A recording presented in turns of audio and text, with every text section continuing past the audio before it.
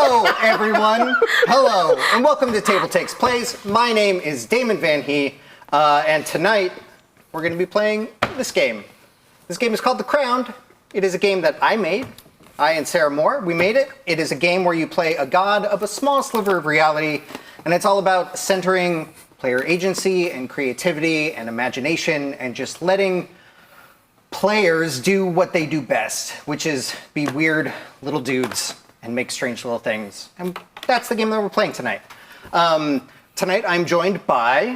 Hi, that's my camera. Hello, my camera. I'm Sharon Bebop, and I am super excited to be playing The Crown. This is my first time actually playing it, but I have committed to running a game, so this is important research. Was there other information I was supposed to include? No, I think that's it. Where can people find you online if they wanted to do so? We can do that too. Can we do that at the beginning, or is that an end? Let's do both. All right. Well, if for some reason you wanted to follow me online and look at pictures of dogs, you would find me at Everyday De-Escalation on Instagram and also YouTube, which I haven't posted anything to for like 3 years. But annoy me there. I'll get to it. Oh, my turn? Which one are we looking at? We should do that. That one. Hey, hello everyone. My name is Bonsai Baby. And you can find me on TikTok and on Instagram. TikTok, I'm Bonsai Baby, but on Instagram, I wasn't able to get in time, so I'm Bonsai Baby with the B-A-B-E-E. So you can find me on there. I do a lot of nerd things, mostly playing Quest Calendar on TikTok, and then I post a lot of dog videos on my Instagrams. How do you like Quest Calendar? How's it going I for you? like it. Yeah. I like it. I very much enjoy it. It's like sometimes like you want to try to eat a whole month's worth in one day, and then you just don't do it because you're like, no, you have to only do it one day at a time. I've been enjoying it. Yeah. Cool. But yes. Hi, everyone. I'm Bryce Bebop. You can find me online in places. I'm pretty excited to play The Crowned. I came up with a really fun idea on the way here that I'm sure I'm going to love. Maybe other people will too. We'll find out together. We'll find out. You can find me online at Bebop Bryce on Instagram or just Bryce Bebop and other places. Yeah. Great. I love that's it. Is It's there good. anything else? It's good. It sounded good. My pronouns are he, him, or he, they, rather. Oh yeah, pronouns. So- He, him for me. They. She, her. Fantastic. Yes. So tonight, like I said, we're going to be focusing on The Crowned, which if you were at all interested, which you should be, you can go to formerlyferalgames.com. You can buy this now. We kickstarted it a couple of years ago, successfully, got that out to everyone. This is now available for people to buy. So just go to our website and then buy it, because then I get money and then I can make more, which is the goal. So just a quick safety discussion before we dive into everything. We will be adhering to all of the regular Twitch and YouTube parameters. You know, we're not going to have any sexual violence, no violence against children, nothing like that. I'm also not going to be doing any withholding food as punishment or starvation. We're going to stay clear of those. And then prior to this game, I also emailed all of the players. We had a conversation about their lines and veils. And safety discussions as a whole are very important at a table. So we did that, and you should do that too. Okay, so The Crowned. Thanks for being here, everybody. Thanks for making a game that we all want to play. And so, refreshing my memory, you've play tested Yes. a long time ago. Yep. You play tested a long time ago. Yes. And you've never played it. I've never played, but I did watch playtests. Okay. A long time ago. This is going to be great. So the version of this game is very different from what you've play tested. So excited. It's, like 150 pages longer to begin with. And it's got all of the stupendous art. If you're a fan of the channel, you know that Tanel Lovett does all of the art for Gen Con TV. She also did all of the art for The Crowned, cover to cover. She is very tired. But that did give us that like unified vision throughout the entire book, which I think is super important to set, establish a new world and everything like that. So do you want to just dive in? Want to just start? Yes. Yeah. All right. Let's do it. Let's do Okay, it. so the most important thing about this game, like I said, you're going to be playing a god. And I mean that in the truest sense of that. you're going to be taking on the mantle of godhood, which will give you control over your purview. The purview that you pick is the thing you're the god of. You can think of it like your character's theme, or, I use a lot of examples in the book about the X-Men. Like Iceman very clearly would be the god of ice if he was playing this game, And so if you are the god of ice, you can do ice things.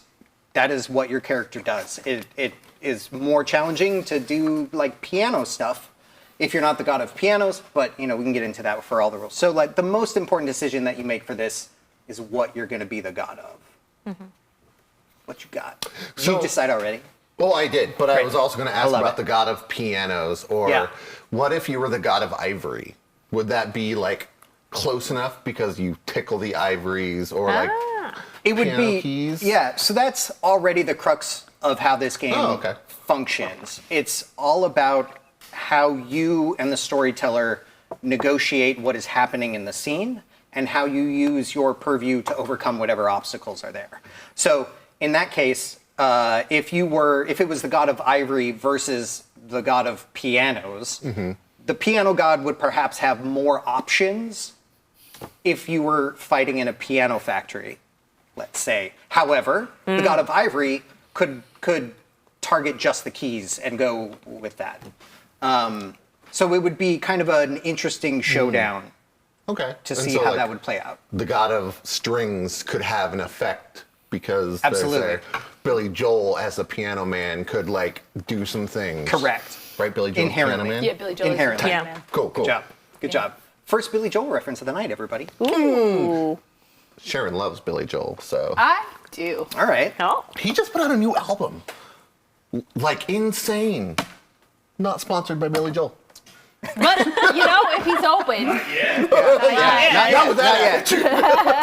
Bonsai, do you have a pencil I could borrow? Yes. Yeah! Hold on. Perfect. It's in my bag. Are you the god of not bringing your own supplies? No, I'm see, the I just god of have forget. this, which is just forever pencil and forever. Oh, yeah. Yeah, I've been see? thinking about getting one of those, but I, like it. know I would lose it. How dare you? I will use both Sean is pencils. clutch. Because one of these pencils Thank you, will. Sean.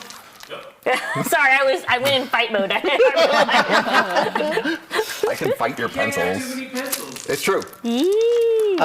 So for people who are watching that don't know the setting, I guess I'll talk about that a little bit. The game takes place, the main setting that the book focuses on is a city that's called the Shining Garden. And that city is a densely packed urban environment. You can think, Hong Kong, New York, like that kind of densely packed. It's 100 miles across. It is out above the ocean. It's 2 miles above the ocean, balanced on this little bitty elevator shaft. It is on a flat disk, and that is where millions of gods live. It's where the players will be playing. It's a bunch of gods, humans, and then there are the Clade, which are the 10 most powerful of the gods that are in the book, and they sort of double as your character class in this, but we'll get to there. But they are gods that are so powerful that their purview has grown out of their foreheads into a crown, which is where the name of the game comes from. And we'll, Oh, I was just going to flip open the picture so Oh, they yeah. can see it. So Oh, they yeah, can, we could see do the. we have the Look at top that. camera? Give me some top camera. Or not. Do we? I don't know. Yeah, great. Wait. We have it facing. Wait, is this- facing- look at all of them. facing? Which- is this Wait, right side? no, We do this have a side, top. this side. We're good. I'm not. See, this it's way. amazing. Look at If we do it in a circle, like no matter what, something will be up. Ooh, See, something. perfect. Where are we? We're There you go. Look at that Just top flip down through it. view. There Okay, you go. okay. Anyways, amazing. Good job. Thank We you. did not rehearse this. Clearly. Shut up. We're doing it live. So we'll make characters. We'll establish who they're bonded to. We'll pick out a bunch of stuff about like where you live in the city, things like that. We'll do this as kind of a proper session 0, and then see how far we get and how quick we can dive into some gameplay. Okay. So Sharon, what are you thinking? Tell me all of your thoughts. All of my thoughts. Tell me what Yes. you're thinking. All the invasive. Game-related thoughts to Okay. begin with. Okay. We'll start Beth, there, You know what? and then I we'll I spread require outward. firm parameters as a Okay. human being. We can do that. I'm thinking the god of historical reenactment. Yeah, I love that. Yeah, I want to summon a cannon from some middle-aged white dude's garage Ooh. Perfect. in Virginia, probably. Okay. Most likely. Okay. I want to be able to sword fight if I put on a hat and a weird accent. Great. But only if I put on a hat and a weird accent. I love you already putting restrictions on yourself. This makes my job very, Excellent. very easy. Excellent. Yeah. Okay, Okay. great. The Fantastic. god of historical reenactment. My name is Gettysburg. Oh, I love Way it. ahead. You Love it. Love it. Love Can we it. just call you Getty? I'm Yeah, already okay. going to. I just want to make sure, because like, I've known some historical reenactors, and they're Yeah. like, no, my name is Gettysburg. You will pronounce it accordingly. Yeah. But we're not sticking strictly to Civil War reenactment. I think Ooh. Ren Fairs and Anything Pirates in are history. also on the table. You can have an elephant pop out of nowhere. Because they were a thing. War elephants. It's true. Okay. Yeah. War elephants. And Valid. it's all about how you interpret your purview in the moment. Fabulous. So, yeah. Bonsai, what about you? What are you thinking? I am going to be the god of fairy tales. I love that. Yes. And their name is Faye Tao. Last I love it. Yeah. name Tao, but it's Faye. Faye and then Tao. Faye Tao. And are you thinking like Disney style fairy tales, or are you thinking like the darker All ones? fairy All of tales. them? Great. Not, like international ones too. Ooh. I got some in my repertoire. I Perfect. remember. We get to learn. But yeah, it most likely would probably be more grim, Okay. but will allow bursting into song for Disney. Yeah. All right. There's a potential. You have all of them. I have all fairy tales. Bryce, how about you? What you got? I am going to be playing the god of children's games. Okay. And I'm thinking like red light, green light, ring around the rosy, freeze tag, anything where like, you know, once you get to like 13 or 14, you're like, oh, I'm too old for that. I can't play ground is lava anymore. Oh, Ground is Lava is going to be so fun in this game. I know! I'm so excited Damn. for it. All right. Cool. Yeah. don't All have right. a name Awesome. yet. So let's start making characters. Yes. There is, in the book here, there is sort of a step-by-step quick breakdown, if you look at page 14, for character creation about just the streamlined way to do this. So I'm just going to walk us through it. We'll go from there. We already did step one, which was picking your purview. And everybody has a character sheet, also great. Yep. So now we're on to the character ratings. So this is a D6 dice pool system. And so we'll be deciding what our stats are, and then you also have a list of skills. And then when it comes time during gameplay to roll some dice, typically what you'll do is you'll add a stat to a skill, make a dice pool out of that, and roll that many dice. So for your stats, which are the 4 that are listed there, you've got 2 physical and 2 mental. You have strength. Nope. You have might, you have reflex, you have brains, and you have presence. And so you have 5 points to split among those 4. At this point in the game, none of those can be above a 3, but you don't have to put a point into all of them. So this isn't like D&D where if it falls to 0, you die. Correct. Okay. Cool. Okay. As the god of children's games, I don't think might is going to be my thing. So I'm going to put a 0 in that. All right. Do you think children's games are more brains or presence? I feel like they're more reflexes. Oh, definitely. A lot of reflex, Gonna for put sure. 2 in reflex, Yeah. and then it'll be 2 in one and 1 on the other. Well, I feel like brains. I like brains. Like most Yeah. of them Yeah. are learning. They're Most of them are learning. learning games. I should point out that in this game, presence also does double as your divine presence. So how much space in the room you take up when Okay. you walk in. Do the humans notice you when you show up, which can be good, can be bad. Right. One of the games that I'm running currently, we've got a very high presence group, but that does mean that they can't stealth at all because they're just noticed very easily. Okay. Well, I'm gonna have 0 brains. Fair enough. Perfect. Because I am basically just replicating other things Yeah. based off of like hearsay. Someone said this is what happened, so we're going with it, Yeah. right? Whole turkey legs at the Renaissance, right? That was a thing? Yeah. Perfect. I like it. And beer by the foot. Ooh. By the boot. By the boot. No, by the foot. By the foot. Yeah, you, Possibly a yard. Das Boot. Wait, not Das Boot? No, Oh, okay. No. it's a foot. You drink it out of your enemy's feet. Gross. Oh, yeah, that is gross. I like it though. No, seems valid. Somebody wrote it down somewhere. Said it, So, like, I don't know, works for me. so I am going with presence over brains because I think as a kid, if you're the one who's the loudest and ringleader, you're like, this is the rule. This is how it's supposed to be. And like, all That's right, valid. that's fair. That's, yeah. I am gonna go 0 for might. Nice. Mine's cautionary tale. And then I got 1 for reflex because it's not really like you gotta be. It's. But I put brains and presence got dos. Nice. Okay. So you are the brains of this party. Yeah. Oh, am I? Oh. What's your might? 1. Okay, so you're the strong man of the party. Yeah. Rough. You're amazing one. Having worn reenactment armor, it is quite heavy. Okay. And a Yeah. cannon also seems heavy. True. But I also figured that there are people who will do that for me, Oh, that's fair. Did you? historically speaking. Woof. Happy Juneteenth, everyone. Oh yeah. It is. It's Juneteenth. All right. Well, great. Let's do some skills. All right. So you have 10 skills Okay. that are there down the side. You'll notice that 10 comes up. The number 10 comes up a lot in this game. A lot. It's all over the place. Which at the time when I was doing world building seemed very cool. And then I had to actually write it down, and it was 10 times the amount of work for myself. See what you did there. So, Yeah. anyways, there are 10 skills down the side. Yes. Okay. And for those watching at home, you have endure, exert, fake, hit, impress, know, make, notice, sneak, and weird.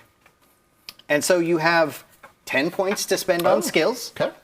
And again, the same parameters. No skill can currently be above a 3, but you don't have to put a point into Okay. everything. Can I still use it if I don't have anything in it? Yes. So if you have a total dice pool of 0, you do still get to roll sort of like 1 luck die to see if anything kind of fancy Okay. happens to you. But you miss out on the chance for the exploding dice, which we'll get to Gotcha. for the mechanics. But dice in this game explode forever because you're gods, so they should. Can you explain exert to me? Yes. Exert is going to be the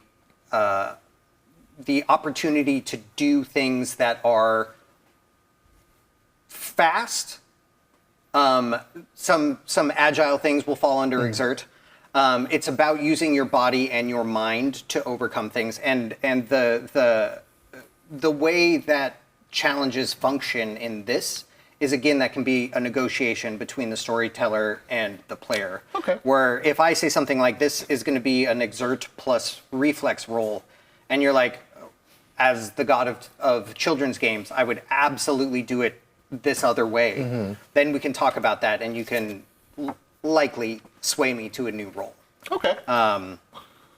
Because everybody's going to make a different character. I mean, we've had close to 200 characters made for this game at this point, with all of the playtesters and everything. And we have never had a duplicate purview, and everyone has played their characters very, very differently. So it's all, this game is about giving the player the agency to play the type of character that they just really want to play. Rad. Yeah. Are you guys going more spread out, or you guys? I'm pretty spread out. I did put nothing in know, notice, and sneak. Don't you have to know things to? I put 3 in fake Fair. and 1 in weird. Nice. Fake is more. And 2 in make. What is fake then? Like, is that like? So fake is more. So sneak is like the physical sneaking part. It's going to Yeah. be like your sleight of hand. You're moving silently, things like that. But then fake is going to be lying or forgeries or things like that. Authentic Civil War canon. Very authentic. Very authentic. I was about 2 in impress Okay. So. and 2 in make. So yeah. I like that you have a 0 in brains and a 0 in know. Ah, And you're just using all of the other skills to like cheat your way to historical reenactment. Yep. Yep. I like it. Accuracy not required. Not at all. Enthusiasm Fair. mandatory. There you go. That's all you need. You guys want to hear my scores? Yeah. Endure 0. Okay. Exert 0. Okay. Fate 1. Hit 0. Impress. You know you have points to put into those things, right? I have 10 points. Hit 0. Where are Impress. Dose. I got 2. No 2. Make 1. Notice 1. And then I have seek. Seek is 0. Yes, seek is 0. And then weird is 2. Awesome. Yes. Okay. What would be like make believe? Would that be fake or would that be make or impress? It could certainly be impress. I could see it being impress. I could see it being weird as well, depending on how esoteric the make believe happens to be. Weird is going to be that skill that kind of encompasses all of the strangeness that's in the world. So it could definitely be that. Impress also, I think, yeah. Also, just make too, if you wanted to do it that way. If you wanted to go kind of like a more of a structured, like a crafted kind of time, not physically crafted necessarily, but like a pre-planned, like make believe. I have a stick. It's a sword, actually. Yeah. Like that. Yeah, that could be make. That could be impress. I mean, honestly, it could be any of them. Okay. 2, 3, Let's see. 4, 1, 2, 5, 6, 7, 8, 9. Oh, I have one more point. Actually, hold on. Noise. I will put that into. I was thinking that with all the zeros that you had. What? I'll put it into make. Okay. So my skills. As the god of children's games, whose name is Neighbor Kid. Oh, neighbor kid. Yeah, it's the Neighbor Kid. I have 1 in endure, 1 in exert, 1 in fake, 0 in hit because kids, we shouldn't hit other kids. 1 in impress, 0 in know because they're still learning. 1 in make, 1 in notice, 1 in sneak, and 3 in weird because kids are weird. Yeah, it's true. It's true. All right. I have Some met good children. spreads. Yeah. They are weird. Weird. In a good way, I guess. And in bad ways. And in bad ways, yes. Yeah. Yeah. They're all over the place. They're kids. They're weird. kids. Yes. Well, they do have bonuses in like psychological damage. They do. Yes. Shirt looks great, Damon. Thank you.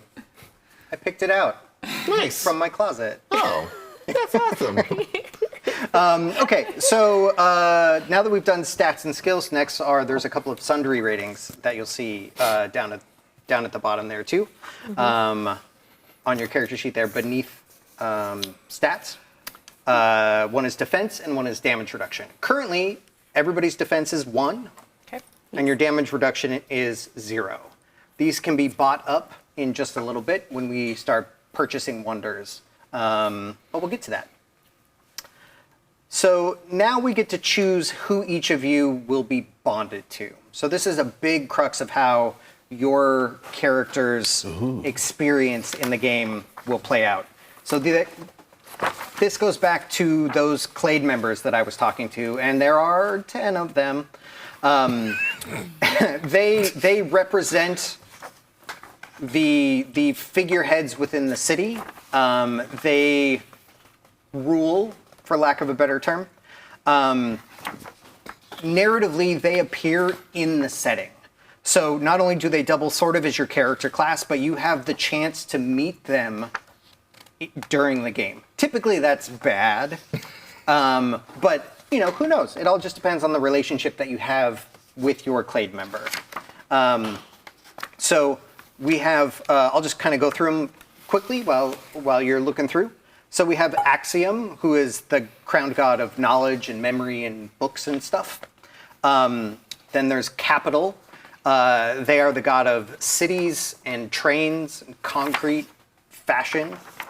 Caprice is a very popular one. They are the god of liquid and sex and fighting and hangovers and drugs. Fetch. Now, canonically, Fetch is the one who gives everyone their divinity. All gods in this game, including the Clade, were human ones. So Fetch is the one, technically, who handed out the divinity to all of you. Whatever that means for your character when you're thinking backstory, whatever. You could wake up, you could, it could have been delivered to you in a letter, like however you want it to be, that's fine. But narratively speaking, Fetch is the one that awarded it all to everybody, because Fetch is the god of divinity itself and crowns, technology, and bonds. Next we have Nell. Nell is the god of death and business, and he sucks. He is also, I should point out, not the god of like the afterlife or underworld or anything, because there isn't one here. Because since the gods were once all human, and gods are immortal, that means even the Clade have not died, and so they don't know what happens when you do. So that is not a thing that is covered in the book. What you bring to your own table, that's up to you. But at mine, we don't have that. Next is the Loop. The Loop is generally the most favored among the people. She's pretty nice. She's the crowned god of circles and magic. The moons, there are 2 of them.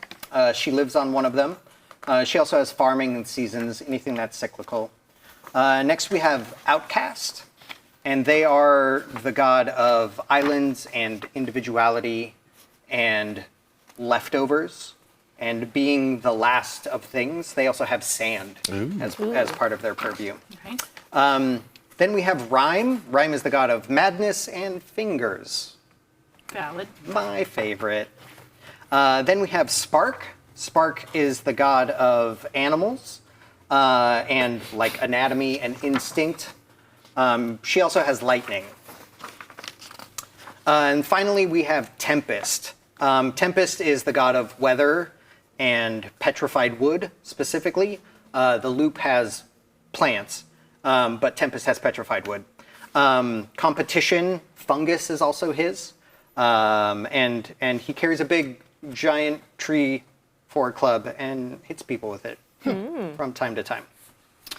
So, Those are the 10. Like, how closely does your purview have to, like, nest within So that's that? entirely up to you. In theory, they can be narratively similar. You know, if you were playing the god of funerals and you wanted to pick Nell because he's the god of death, that would make thematic sense. Okay. But this is where we kind of get to establish how you think your character interacts with the world through their Clade member. So you might be the god of funerals, but you're bonded to Spark, who is the god of life instead. You know, or you could be bonded to somebody that doesn't make any sense, and part of your character story could be figuring out why Fetch bonded you to that particular Clade member. Okay. So, in theory, they could match, but they don't have to at all. Okay. Yeah. And whoever you're bonded to is going to give you some bonus stats for your character sheet. You'll have bonuses to a couple stats, a couple skills. You get a couple wonders for free. And one of the things that the Clade does from time to time is they swap who they're bonded to, kind of pass you around like trading cards. So if, for whatever reason, you're bonded to one of the Clade and they decide that you aren't useful any longer, they might trade you as a commodity. Interesting. And that would then swap all of the bonuses that you'd gotten. Oh, weird. Yeah. So we could start with any of them and just be like, then the Loop sold me to Outcast because, yay. Yeah, absolutely. Okay. Yeah. And being whoever you're bonded to will also unlock some special bonded wonders. Okay. The free one that you get at character creation is listed right here on their pages. So they're all like little wonders in this game are like everything else about your character that isn't what we have done so far. Basically, you can customize your character by purchasing gear and like combat stunts and a familiar and a special place to live and all of these things. Those are all wonders in this game, and you buy them using experience points. But some of them you get for free. So the low-level bonded wonder is listed on each of the pages here, and they're all very different. Right. So I've been thinking about it, and as I think about the character and who might fit really cool, I'm thinking that the god of children's games is bonded to Outcast. Mm-hmm. So kind of like Peter Pan, like misfit child. Oh, I love that. And that's why he's like, I want to make games with kids. So like, he's the neighbor kid who always comes around and is like, oh, hey, I'll take care of your kids. I'll babysit and we'll play a game. Mm-hmm. And seeing that he's the god of leftovers, misfits, and loneliness is like, oh. Yeah. Well, that's great. I love that. Yeah, that's very sweet. All right. That's very sweet. I like that. So, Outcast's bonded wonder that you'll get for free is called "Take My Ball and Go Home." Which is perfect. Yeah, and once a day, as a bonus action, you can throw your hands up, call upon the essence of Outcast, and teleport yourself to your sanctum, which is basically your seat of power. So yeah, only you. You don't get to take other people with you. Rough. It is just you. Taking my ball and going home. Take my ball and everyone. go home. Yeah. That's fitting. And so you'll notice for Outcast, you'll also get to add one to your reflex, and you'll add one to endure, know, and sneak. Endure. You go. You want to go first, or? Yeah, all right. I'm thinking Nell, actually. Yeah. Oh. A lot of Yeah. dead folk.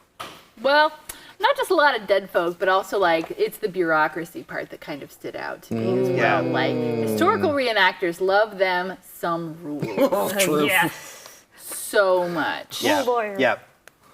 So that's what attracted me to that. Okay, great. So your bonded wonder for Nell needs a little bit of a backstory. Bryce and I were actually talking about this before we started because I put a font pun in the book, which is hard to translate just reading it out loud. But Axiom, the god of knowledge, has a bonded wonder called Access the Archives, where you can basically ask a question, and if it is written down somewhere, you can pull the answer. Ooh. Nell has one called Access the Archives, because Nell doesn't like anybody and specifically hates Axiom. And so for this one, it says you can speak to and learn from corpses. Once per day, you can ask a D6 questions of a corpse that you happen to have on hand. The answers are limited to what the corpse knew in life, and there may be a challenge roll necessary if the corpse is particularly not inclined to help you out. That's valid. The thing to note that you do have to have the head of the corpse in order to do that. Oh, that makes sense. Okay. But it does not say anything about the rest of the body. Oh. Fair enough. Fair. Can you speak whatever languages, or can the Translates? Yeah. Auto translate? Because like if I have a Yeah, bird probably. corpse, Yeah, I would allow Okay. it. Yeah, for sure. Nice. I am actually going to go with rhyme as my. Love rhyme. That feels good. And also, I cut down the Nero the Field of Fairy Tales to Okay. be old style fairy tales. nice. Like the cautionary. You also don't have to narrow it. If you like, you can have all of them. Yeah, but that's Yeah. like too vague. I don't know. In my thing, now that I'm looking at the god, I'm like, oh, let me narrow it down Sure. to. Yeah. But yeah. Yeah. Okay. So. So rhymes, their free bonded wonder that you get is called multi-tool. Multi-tool. And that is basically you can grow simple tools out of your fingernails when you need them. Delicious. And you can use them for a little bit, and then they break, and you have to wait until they grow back. Multi-tool. It's gross. No. It's what people already use. I use this as a screwdriver already. Back scratcher. You could grow like a little key. It's a weapon. Yeah. Yeah. Multi-tool is good.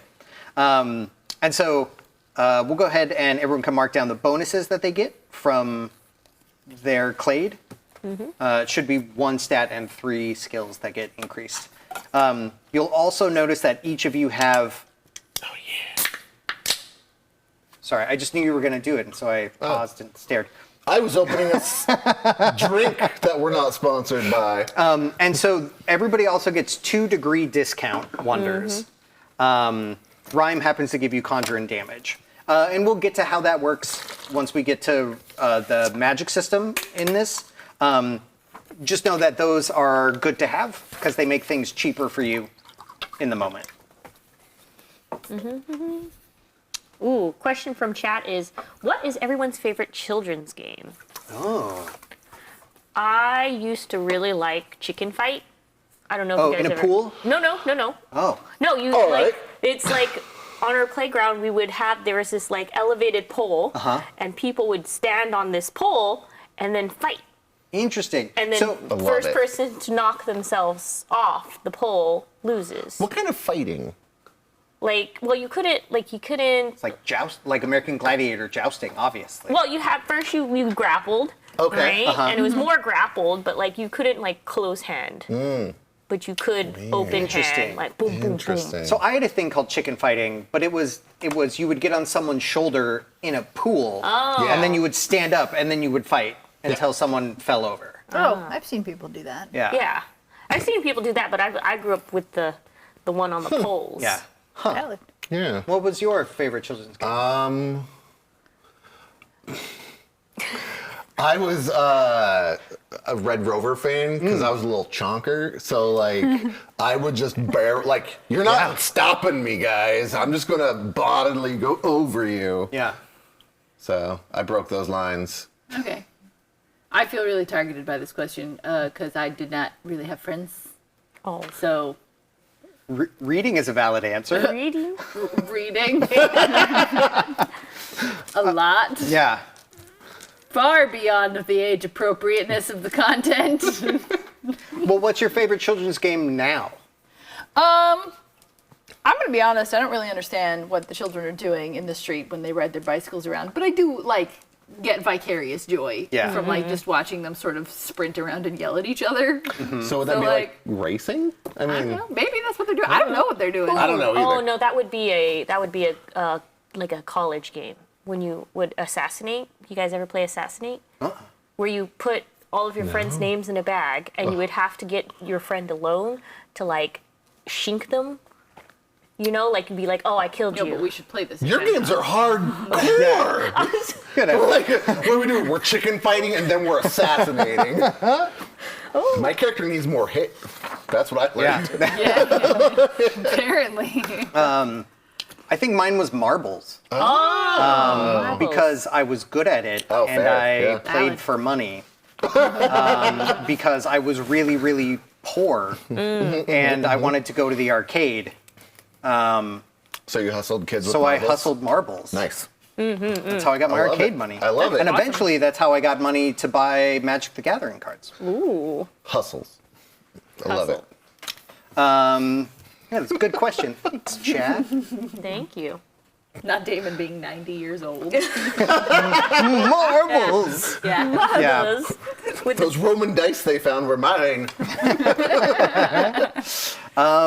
Okay, so next up, we get to choose what your sanctum is. So I did just mention sanctum very briefly with Outcast's Take My Ball and Go Home bonded power. But a sanctum is a place in the city. We don't necessarily need to choose what neighborhood it's in just yet. But it is a place within the city that is where your power feels the most comfortable for you. And traditionally, it's not something that's mobile, but it can be like a room in the back of a bar, or it can be your favorite duck pond, or it could be like a playground, perhaps, something like that. So it could even be like you could have a tower or a penthouse or whatever.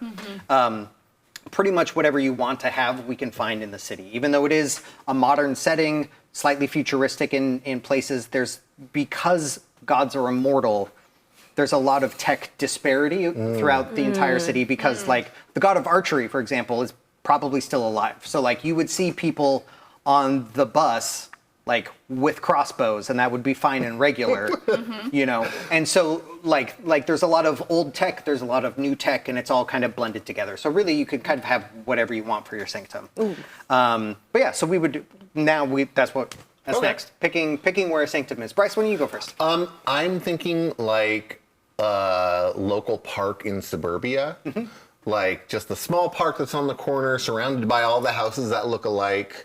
That like kids just happen to meet up on the park. Everyone knows that park on the corner. So for the setting, there are a couple of places that I think that could be. The first is because suburbia is a little hard to find because we are on a disc, and so the city has grown up rather than out. Right. But one of the features that the city has is there are towers with a capital T. You can think like Judge Dredd sort of towers that are hundreds of stories tall.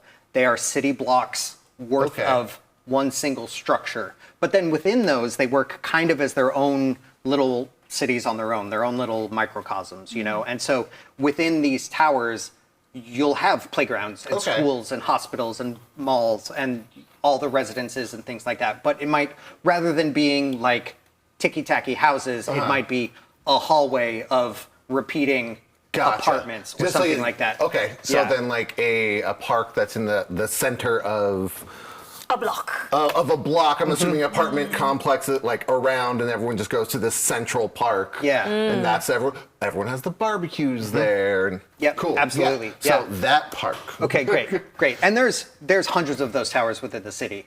Dozens. Not dozens. Millions. Millions. At least 10. At least 10. At least 10.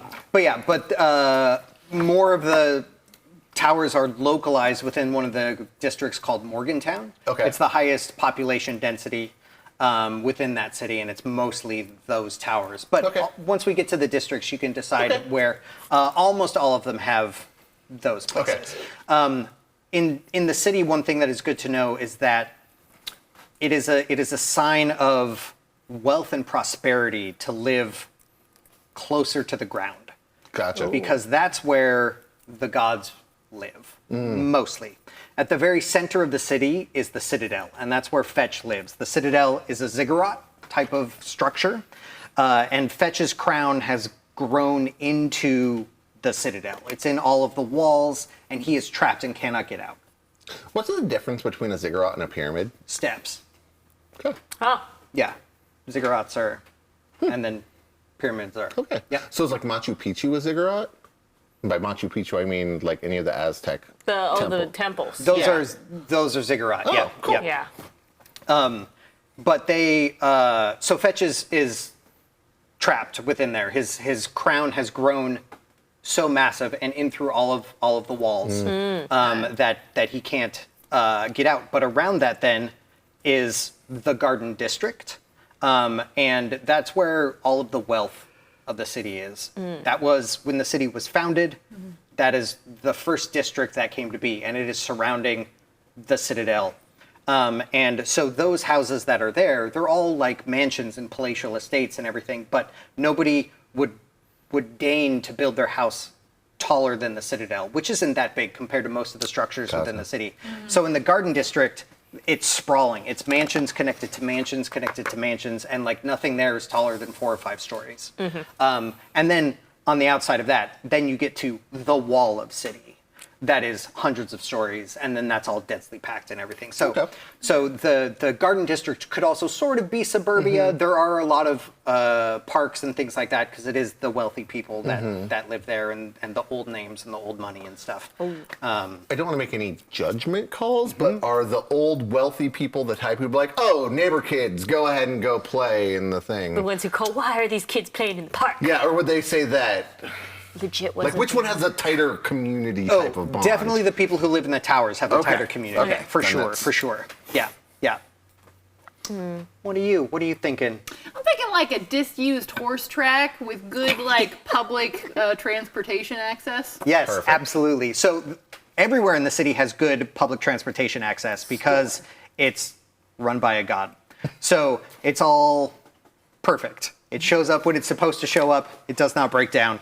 It is in fact run by one of the crowned gods, so it is even more efficient. That is Capital's bag. So yeah, we can figure out what district has like horse racing in it. Nobody's talked about it, horses before in the game. So that'll be fun to invent on the fly. I am going to be in. I want to say, what is an overgrown garden? It was made to look very pretty, but it's got an overgrown issues, so it's it's pretty but creepy at the same time. Okay. So I have two thoughts for where that could potentially be. Directly outside of the garden district, so the other districts all kind of go off into spokes. Yes. One of them is called Quince Tree Point, which has a very old, very, very ancient, some say even predates the city, quince tree, all the way back at the edge of the city. A lot of artists live in this district. There are poets, there are writers. There's even one little location that's called Artist Alley that's always constantly blowing this off yellow powder out from a ritual that went horribly wrong. Or right, depending on if you like everything being covered in a yellow dust all the time. So there's that as one option, but then there's also the district called Tumblebell Park. And Tumblebell Park is another ritual that went poorly. This time it's an ever-expanding circle of massive mushrooms. They have taken over the size of skyscrapers. They knocked down buildings when it happened. They changed the landscape. They changed what the people there look like. And it is still very slowly expanding. So that's Tumblebell? Tumblebell Park. Tumblebell. Yeah. Park. All right, that's me. Okay. I'm in the shrooms. Great. It's a cool one. Tumblebell Park's a lot of fun. All right, so that's sanctums for everyone. And so one thing to note about your sanctums is when we get to wonders, which is coming up next, wonders all have tags. Okay. And sanctum is one of the tags that the wonders have. So if you are buying a sanctum wonder, that is where it will apply for your sanctum. So anyways, on to wonders then. Wonders. So this is probably so wonders start on page 42.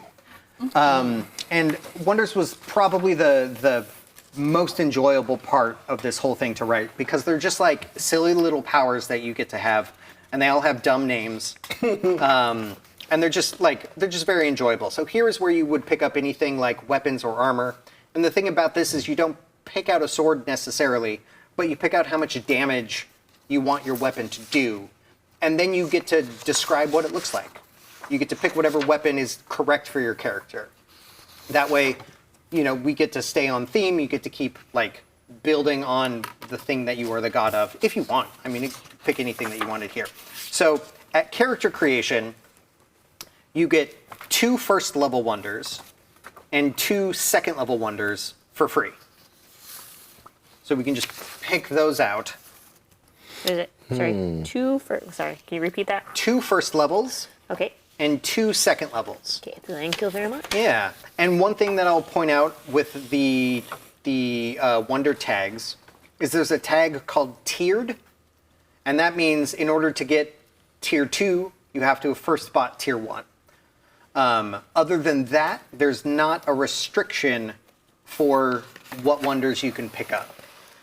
So as the game goes on and we play for a few sessions and you get some XP, if you want to just save your experience points until you're jumping to 9th and 10th level wonders and just buying the huge powerhouses in the game, that's great. There's nothing that says you can't do that. So that is the only thing really is the tiered wonder does need to be purchased in order. And any enchantment wonders, you have to apply to a piece of gear. Okay. So you'll need a gear tagged wonder in order to put that. So range for your weapons, extra fire damage for your weapons or whatever. Those are all enchantment wonders. And so you would need a piece of gear to them on. Gotcha. Would now be a good time to ask about degrees, since there's a degree discount. Yeah, absolutely. So, the magic system in this game they're called rotes. Gods perform rotes in this. And because this game is about letting the players play anything that they want to play, there's no possible way that we could have written like a magic chapter full of spells for this. Because, like I have not had these characters at my table before, And so what this means for the rote system is that in the moment, you'll be designing your spells on the fly. And how that'll work is everyone is going to have an Aether pool, which is a pool of points that you draw from in order to do rotes and activate some wonders. Will have an Aether cost associated with them as well. And it basically means that you'll say to me what you want to do, and we decide how you're designing that spell based on a series of parameters that are called degrees. And there are 8 degrees, and there are things like damage and distance and conjure and stuff like that. And so having a degree discount reduces the amount of Aether you will be spending when you use that degree. Okay.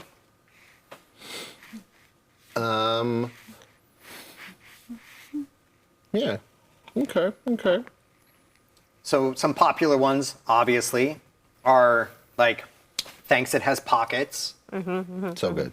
Yeah. I like it. Which is basically like a regular pocket that you can bring with you, but it's got the capacity of a backpack. There's like low-level wonder and armor in here. You can pick up a familiar. Yeah. You can see in the dark if you want. So I'm definitely, the first one I've chosen is the basics. Earth, because kids always somehow get dirty. Just mud everywhere. Yeah. I don't understand. They just have it. So chat says, I feel like Bryce needs a familiar. And I was actually thinking about that, chat. I want an invisible friend. Okay. Oh, Or I a love make-believe that. friend. It's I just like, love that. I That's like adorable. that. Okay, So- so familiar is no larger than a domestic house cat. Okay. So it can still be invisible, certainly, because you can choose whatever you want your familiar to be, however you want it to look. Okay. Yeah. Perfect. Yeah. I'll have to think about that. But Oh, that's I'm great. definitely- Invisible familiar friend, I like is that. one of my level 2s. Yeah. And One of in a game that I ran with a player for a while, he was playing the god of sandwiches, and had the most ridiculous familiar yet. He had a little hamburger car, like Okay.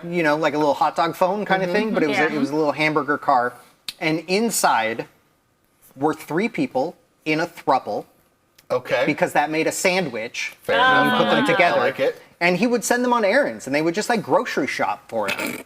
And like he did nothing else with them at all, except just like they just drove around in a little small hamburger car. I love it. It's wild. Okay. We're like that big. Like, Yeah, they were just little tiny people. Nice. Yeah, Tiny just chilling people in a get things hamburger car. See, I also was going to get a familiar. It's a popular one. I can see why. Familiars are fun. Familiars Familiars are are cool. fun. I want to have a parrot, but it's a stuffed animal parrot I like it.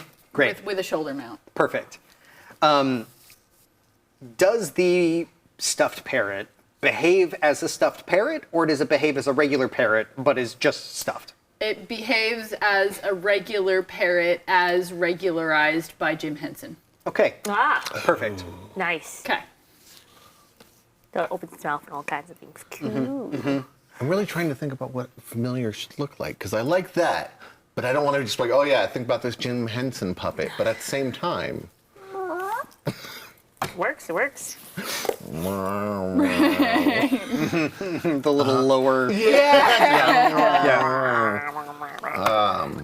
I think for my first level 1, I'm gonna get party favors. nice. Yeah, party favors is great. got party favors. Party favors is so cool. Yeah, I want to Yeah. just do it. Party favors is kind of like a very specialized prestidigitation. Just Yeah. party things. Like you can do Sparkles. little things that would make somebody's time a little bit more joyful. I'll also point out the defense upgrade if you wanted to raise your defense at all. But I did also Whatever. get like a weapon and armor. Yeah. So Often like I can't even count the number of games that I've run for this at this point, and typically people ignore most of the combat stuff. People are into this game for having invisible familiars. Like, they're here for the weird stuff, and that's great. And that is a perfectly valid and fantastic way to play the game. There's still going to be fights, but like, keep in mind your gods. And so it doesn't need to come down to just like a back and forth swinging until somebody is out of hit points. this is a prop sword. Yeah, well, Like, and it's this still is going to do not the same amount of damage, But like, it's a prop. but it's a prop. Yeah. But you can also, like if you launch somebody into space and combat is over because you've done that, like you win. Like that's great. He's like in they're in space. You have beaten the combat. Like it's not necessarily all about dropping someone to zero. It's just whatever you need to do to wrap things up. All right, my I don't know my other first level wonder, so I'm gonna think on that. But my second is vanish. Ooh. Because kids make things disappear. That is Yeah. true. One other thing that I will point out is some of them have. It says that you will get some of them. You'll get more Aether back per day. So there's a number of Aether that you get back each day. It's not your full pool, so it does kind of come down to resource management as the game goes on. And if you run out of Aether, all that is left defending you is your soft human body.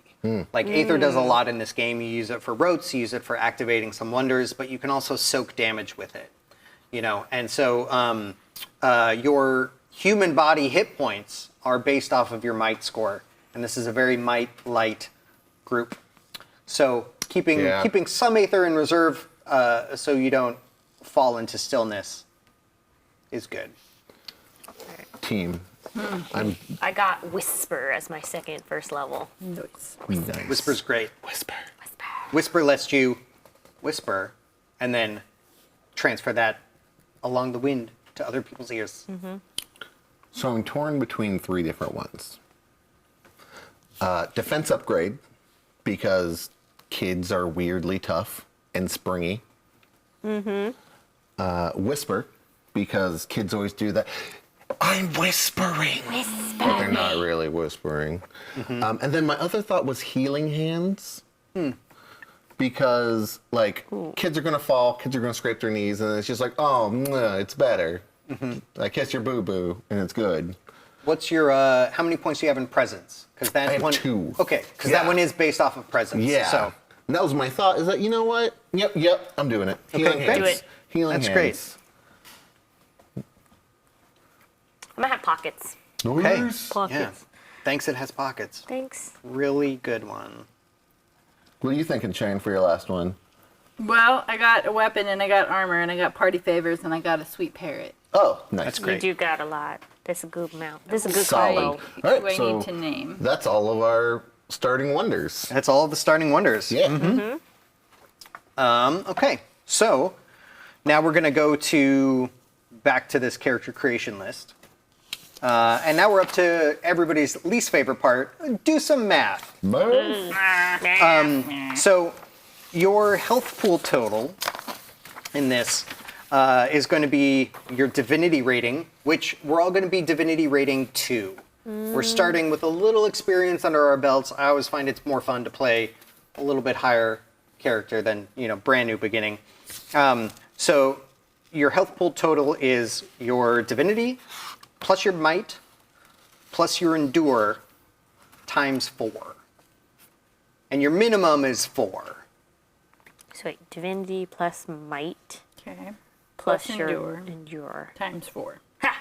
Okay, that's easy. I don't. Everything else has 0. Yeah. So do you have 8? I have 8. 8? Nice. Fantastic. I have 12. So we're not terribly I have tanky. 16. Yeah. Oh, yeah. Yeah. I know, right? You're a tanky kid. And so next is your Aether pool. And so that is your divinity times 50. So everyone is going to have an Aether pool of 100. 100. Okay. And then after that, we have skill specializations.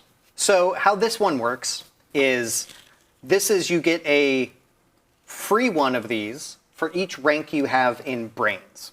So if you have a 0 in brains, you're done. Done. Good job. So efficient. So how skill specializations work is you choose one of the skills, one of those 10 skills, and you choose a small facet of that to be extra good in. So if you took sneak, you could specialize in like hiding or, pickpocketing or something like that. You could take hit and specialize in your favorite weapon. A lot of times people take like either for know or for weird, they take like secrets or alchemy or things along those lines. You might take fairy tales under know and just, have some extra bonuses with that. And how skill specializations function mechanically comes down to how your dice explode when you're rolling it. But we'll get to that part. But yeah, so you get to pick out one specialization per rank in brains. I think I will take your suggestion with no and fairy tale. Nice. Great. And I have 3, so I gotta think of 3. I'll go with weird with monsters, Yeah, that's cool. because that is part of fairy tales. Yeah. And then, I'm trying to think. The last These are just examples, right? So Yeah. You can pick like anything you come up with, like pitch it, and we'll see where it goes. And I guess I should also say that you have to have at least 1 point in the skill. Oh, that's a good call. In order to technically, yeah. I'm trying to think of one for weird because it happens to be my best skill, and so it feels like a nice way to min-max right in there. Sure. But I'm like, children's games and weird, like they're already weird. So What about like codes, like secret codes, or because a lot of times those get hidden in the way the game is played and things like that. Okay. Like ciphers, maybe. Like back of the cereal box. Like the mazes. God, there's so many. So my brain is stuck on like Red Rosie. Is that the Red one? Rover. Red Rover. Not Red Rover, but Ring Ring Around the Rosie. Yeah. And like the messages and lessons that were kind of imparted in those old games. You could do subliminal messaging under weird. Indoctrination. Going back to school. The god of children's games and propaganda. Yeah. Propaganda. You can also stew on it for a while. Yeah, we don't have to I'll come stew up on with these that. right now. I'm also fine with you coming up with one in the moment. Oh, if we're cool. like, if we get to something that you feel like is particularly appropriate for your Okay. character, and you're like, actually, I think I should have been specialized in this one. Like that's Solid. totally fine. Okay. We can play it that way too. I will think on it, and if I come up with the thing, I'll let you know. And if not, we'll right. see how it goes. Impress. I think I'll put charm. That's great. Love Yeah. it. There you go. Sorry, I got all my. It wasn't a race, Bonsai. It's a race to me. No, it's I already won this race. I don't know Oh, what that's it is. Never All mind. mine are done. Yeah. If you have a 0 in brains, then you're done. I have 0. All right. So there's one more thing that we're going to do since we're starting at a bit higher level is I'm just going to give you guys a pile of XP to spend on additional Okay. wonders. So everybody's going to have 35 XP. Ooh.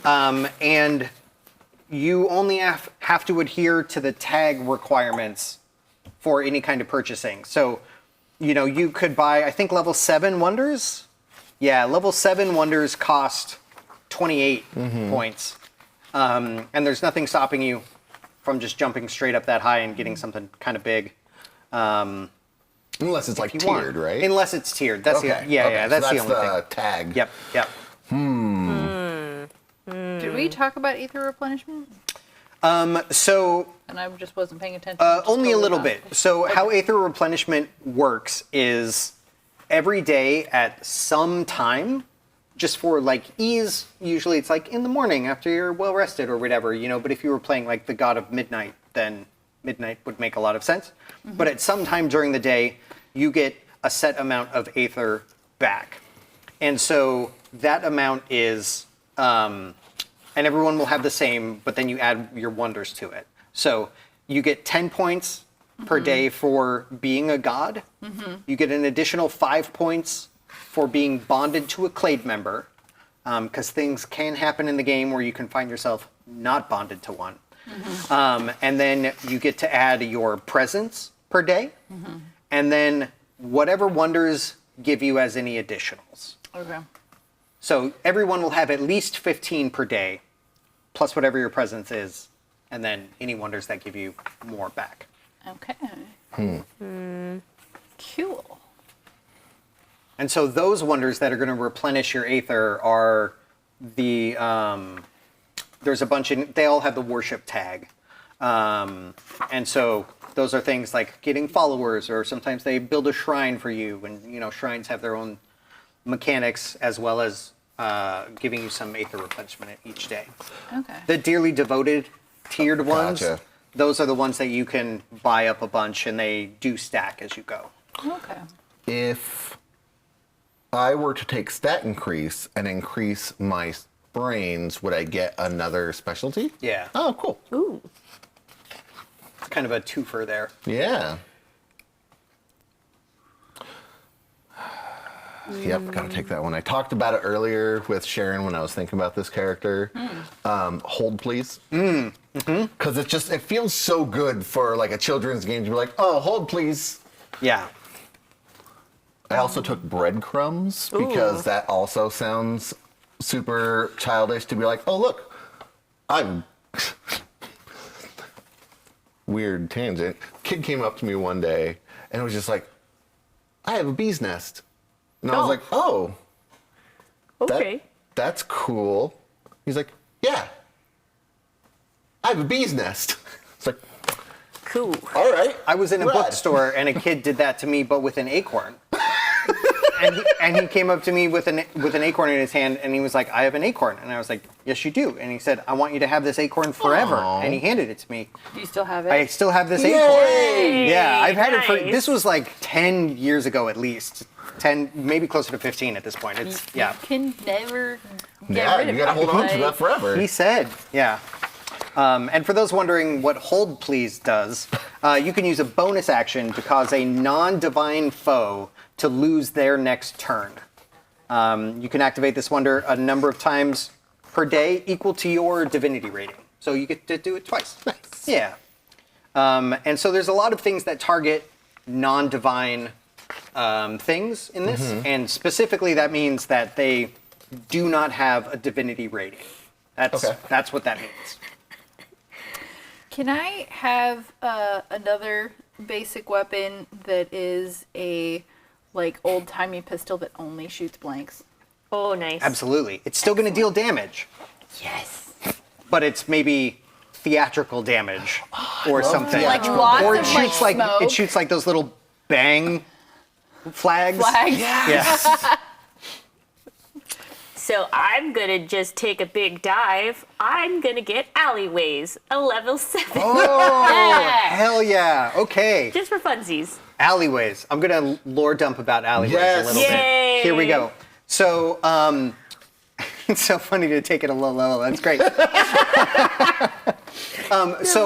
So each of the members of the clade, they have what is effectively their own little pocket dimension that lays on top of the Shining Garden. And how Alleyways functions is it lets you open a door into one of these pockets, walk through it, and pop out somewhere else in the city. Time and space work differently in the different alleyways, and each alleyway is different from all of the other ones.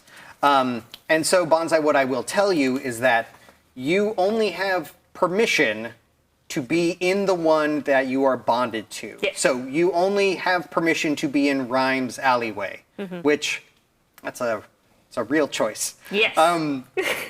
And so you can bring people with you.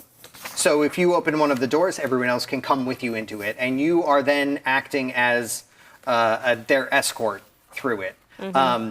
But now that you have the wonder, you can open any of the doors.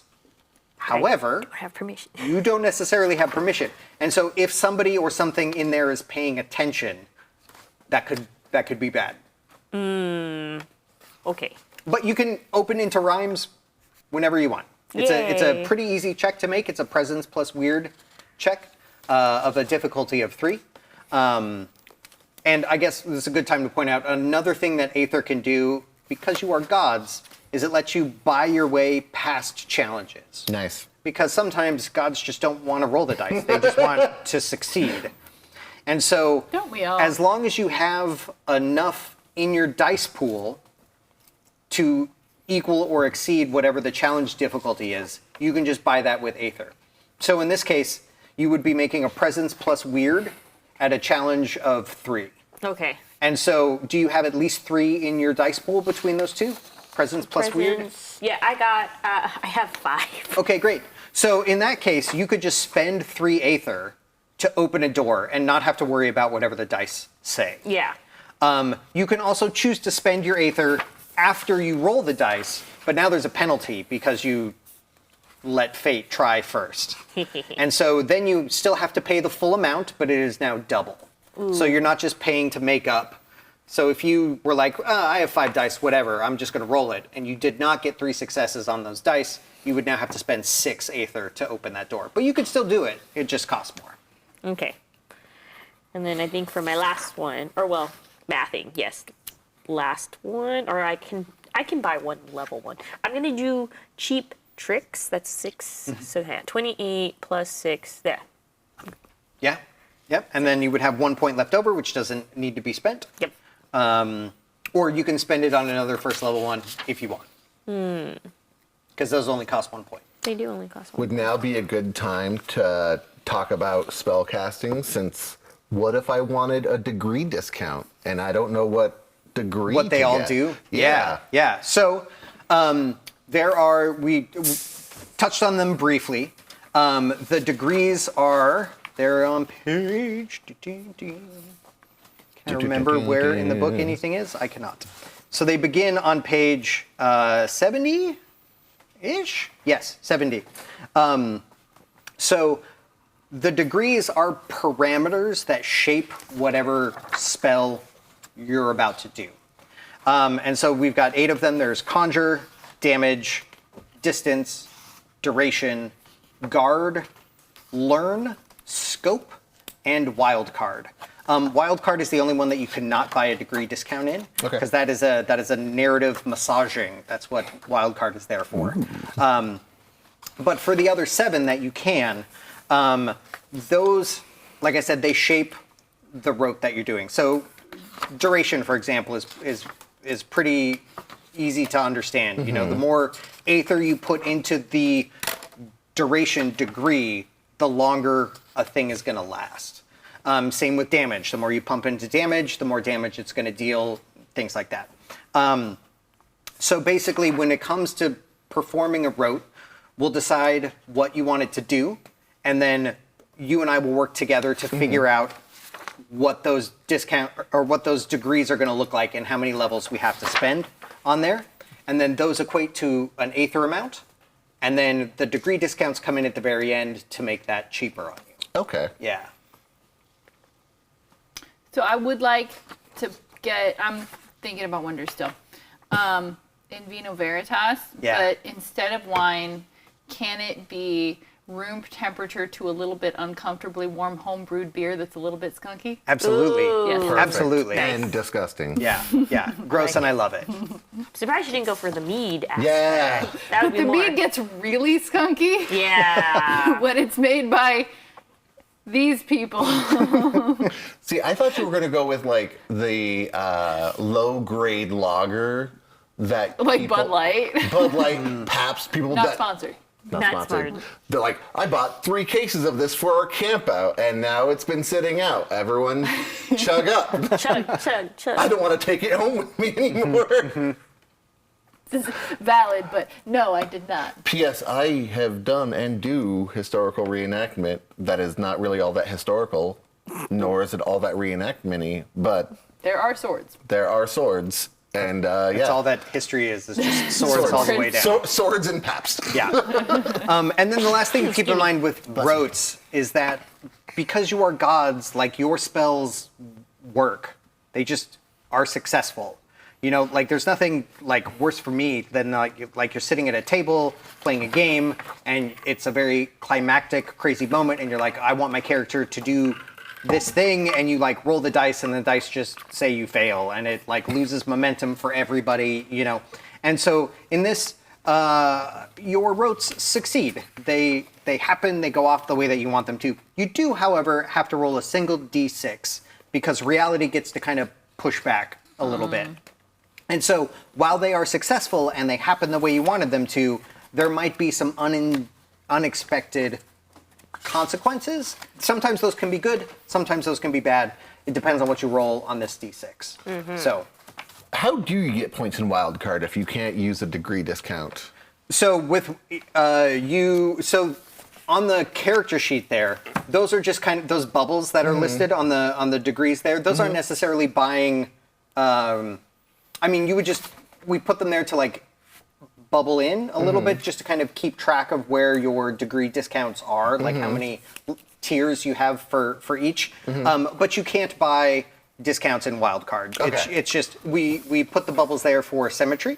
Fair enough. And for those who like to math by counting and pointing and, Gotcha. and adding Oh, stuff that's up rad. like that. Yeah.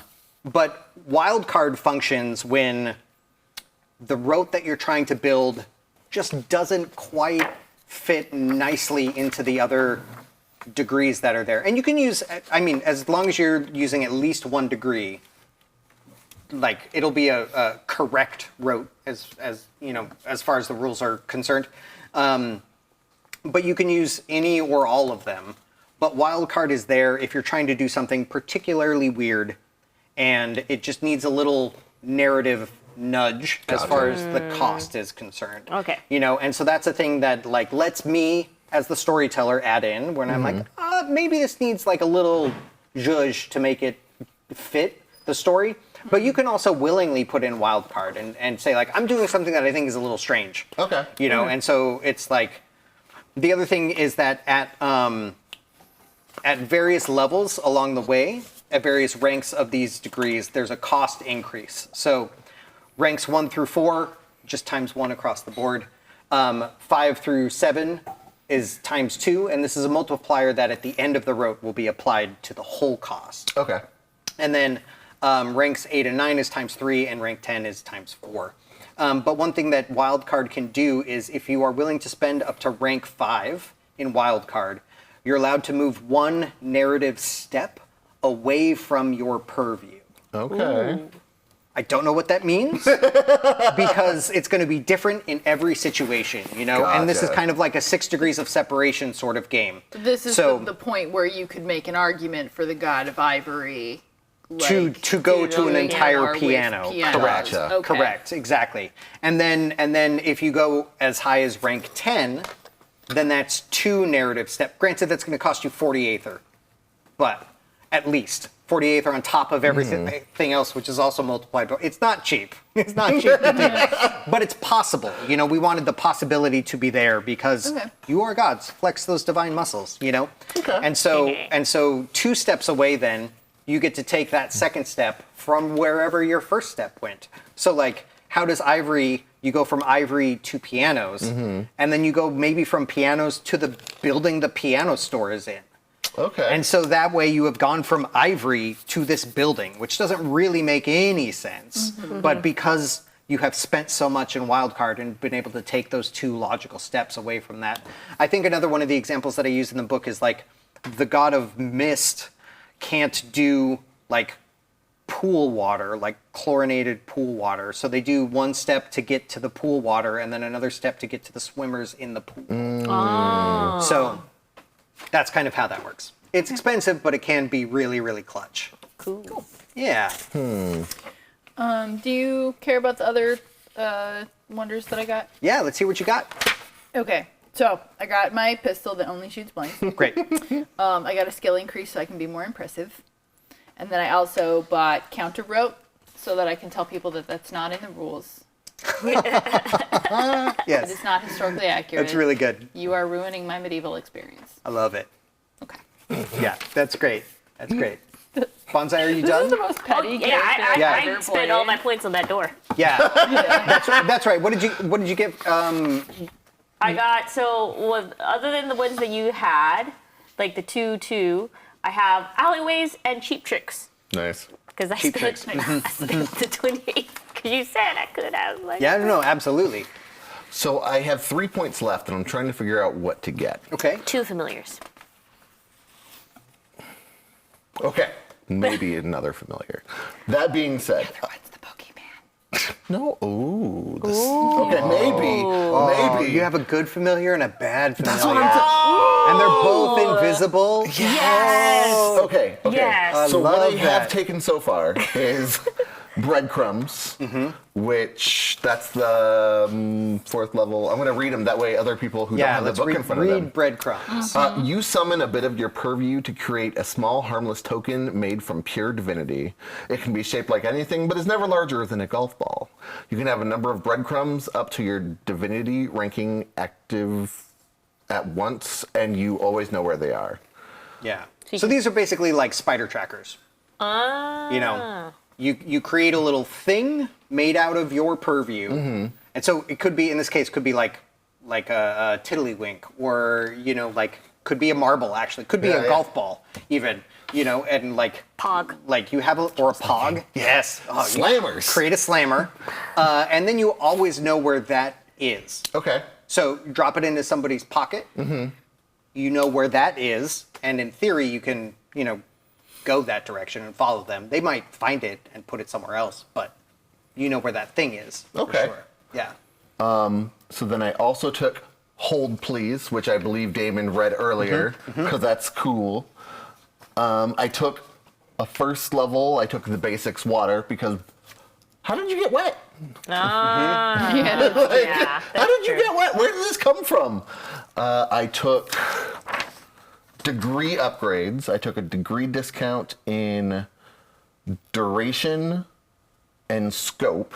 And so now I have 3 points left, and I might have another familiar. All right. Because I do like the idea of Yeah. one good familiar, one bad familiar. Both invisible. I don't want to do like the angel and devil, but I want to do the angel and devil. Well, you could just It's have a one. toddler right before and right after nap time. Ooh, I don't want to deal with that many toddlers at the same time. That's too You many could- toddlers. You could just have one have a deeper. They're both invisible. One could have a deeper voice and one could have a lighter voice, but it doesn't necessarily mean which one is what. Ooh. 'Cause yeah. You could even house both familiars within the same familiar body, Oh. and it would be two distinct familiars operating out of the same space if you wanted, rather than having two separate ones. What or exactly you do could stack them up, familiars and you do? could have a Chucky. We don't like Chucky. That's a scary movie. Isn't Yeah. it? What can I do with familiars? So you can send them on little tasks that their shape would allow them to do. You can also see through their senses in the sort of traditional gaming kind of way. But currently, that's about it. They don't have combat abilities. Okay. So the first supplement that we're going to be putting out actually expands familiars quite a lot. Because I really like that as a concept, just familiars in general, but I didn't Yeah. want to just Put people in the box. put too much in, and have 10 or 15 wonders that are just for familiars. But, so that's coming.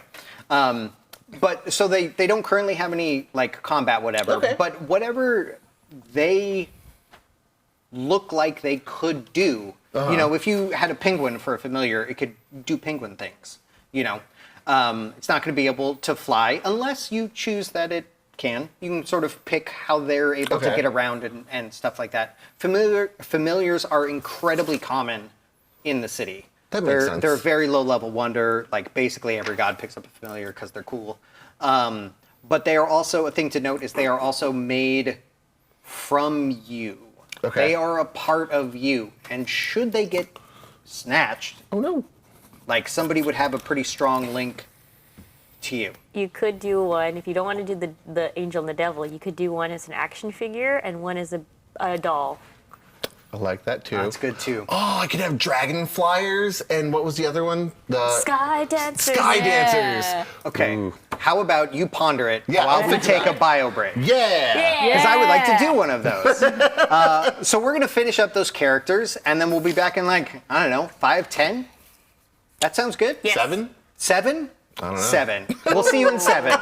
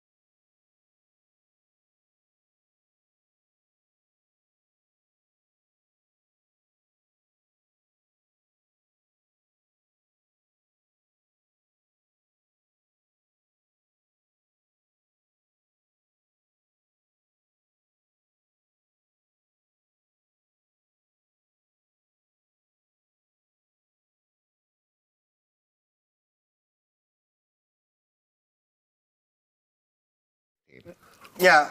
Hello, we're back. We got a raid. We got it right. Hello, everyone. We took a little break. We determined that I got new tea, but not new teeth. At least one of us is covered in simultaneously Cheeto dust and hand sanitizer. And we had some other snacks. So, needless to say, it was a good break, and I'm glad that we took it. But we're back. We are here at the table. We're looking at this game. It's called The Crown. It's a game that we get to play gods in. So we're still making characters. We're going to do some final touches. We're going to start figuring out some of the bits about the one-shot that we want to play. And yeah, so let's dive back in. We've purchased wonders. We've done all of that. Those things are done. So now we're down to just like the final touches for each of the characters, which is going to be deciding things like, what do you look like? What's your name? What are those things? As well as now we can pick where your sanctums are within the city. We can start talking about the city and the districts and figure out where you live and where we want our one shot to be set. So, Bonsai, I'm going to start with you. Tell us a little bit about your character. I know you just met them, Yes. but what do you got? So my character has a very interesting look to them. They don't they look humanoid in a sense, but it's like a lot of mishmash, like parts, like a kind of like stitched together clothing. And then depending on how you look at their face, it could be an old woman or a young person. Oh, I like that. Yeah. I like that. And they have antlers. Perfect. Yes. Oh, also, chat says very handsome DM. Oh, that's me, Very the most handsome handsome. DM. So handsome. Bryce, So, what do you got? well, first I have a question. You Okay. know that visual, like, trickery illusion thing with the old lady and the young lady? What do you guys see first? Wait, what? Oh, for Like specifically with that one? Yeah, specifically with that one. I was wondering. I don't know, but one thing that I can tell you is that my trivia group is named Duck Rabbit. Valid. So Do you see the duck or the rabbit first? I always saw the rabbit first. Interesting. I always saw the old lady. You always see the old lady? And I saw In the duck. Duck Rabbit? I see an old lady duck rabbit. Crossover. It is an old duck and a lady rabbit. Oh, Okay. Lola. I'm sorry. I should stop. I don't know what Lola is, but No. But Okay. are you both of those? I see the young lady first all the time. oh. Okay. So, and then I don't know about the duck rabbit. I think I see the rabbit first. That's not my. I was just wondering because Bonsai's Which one character- of these do you look like? Neither. Okay. But Bonsai's character looks like an old lady, young lady. So Yeah. So that's why I was wondering. It's like, oh, which one do you see first? I guess the question is, which one do you project most often? It depends. You could swap it up. I can swap it Yeah. up on situations. Okay. My character looks. I'm gonna model him for everyone in my head and your head with my words. So he. Let's go on a journey together. I'm ready. Excellent, cool. So he is a ginger. He looks like he's like 14, but he looks like literally tomorrow he could be a 40-year-old. Okay. Like he's got this kind of youthful exuberance and face, but all, like kind of like he looks kind of like Rupert Grint. You Carrot Top? No. No, No. Ron. Ron. Oh. So like it looks like he's Ron, got Ron. that he could turn into a 40-year-old Yeah. immediately. Yeah. Yeah. And like his hair could start falling out Yeah. like the next day. I can see it. But he It's like Rupert Grint's age makeup at the very end of the series. yes. Yeah. Thanks, Sean. Very specific poll. Yeah. So he's kind of lanky. He does at the moment appear to be like 14 or 15, just aging out of children's games, but still like younger brothers, still family clinging members to it a little bit. Yeah, like Yeah. yearning for the days when you could just go play in the park with sticks and pretend you were Ninja Turtles and think, oh man, I could have Ninja Turtle familiars. Ooh. Still deciding the familiar. No, I did. Did you decide? I have. Okay. I have decided Okay. the familiars. It is Chip and Dale. Yes. Rescue Rangers. One is a guinea pig, Okay. and the other one is a capybara.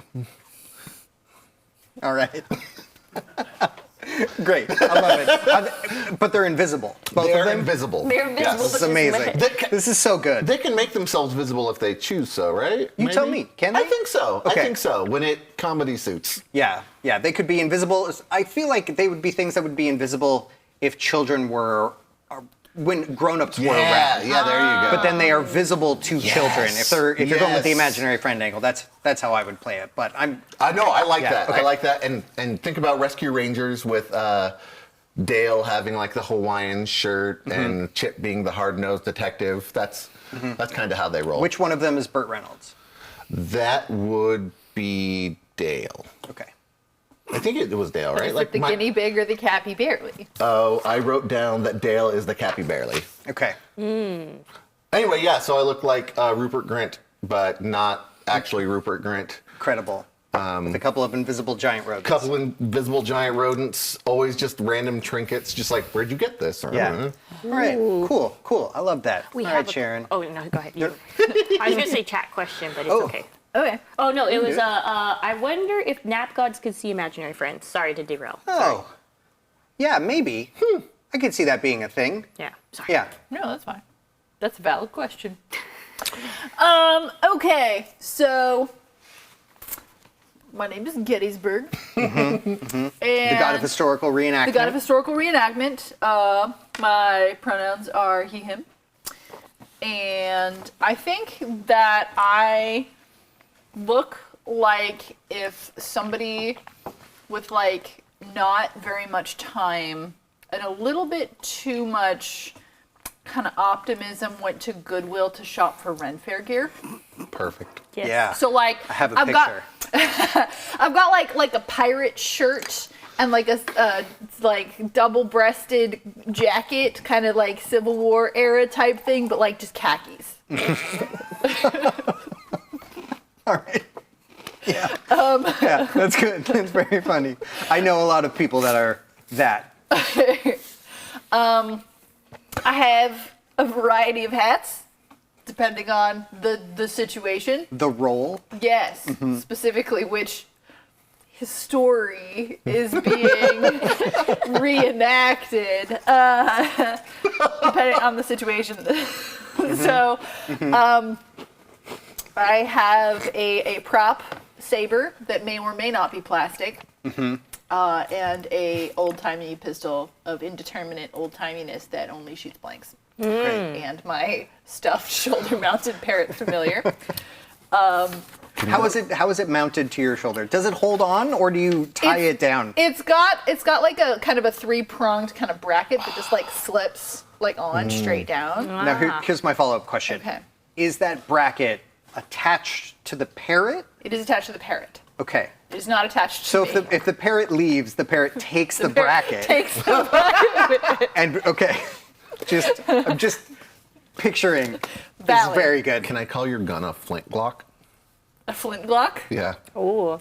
Valid, yes. Is the saber a Nerf sword? Oh. I think that It's the pool noodle. From LARPs. The little saber boffer. and nerve sword. Yeah. I'm gonna say that depends on which hat I'm wearing. I like that. Okay. It could also be a thing that when you swapped hats, things could change what they look like a little bit. Okay. That's valid. They're still going to be deeply ineffectual. But it might be more appropriate to like have like a long sword sometimes, or Okay. a cutlass at other times, or whatever. They're still I'm into it. buffers Yeah. across Oh, the yeah, way. yeah, but Yeah, no, they're still prop weapons.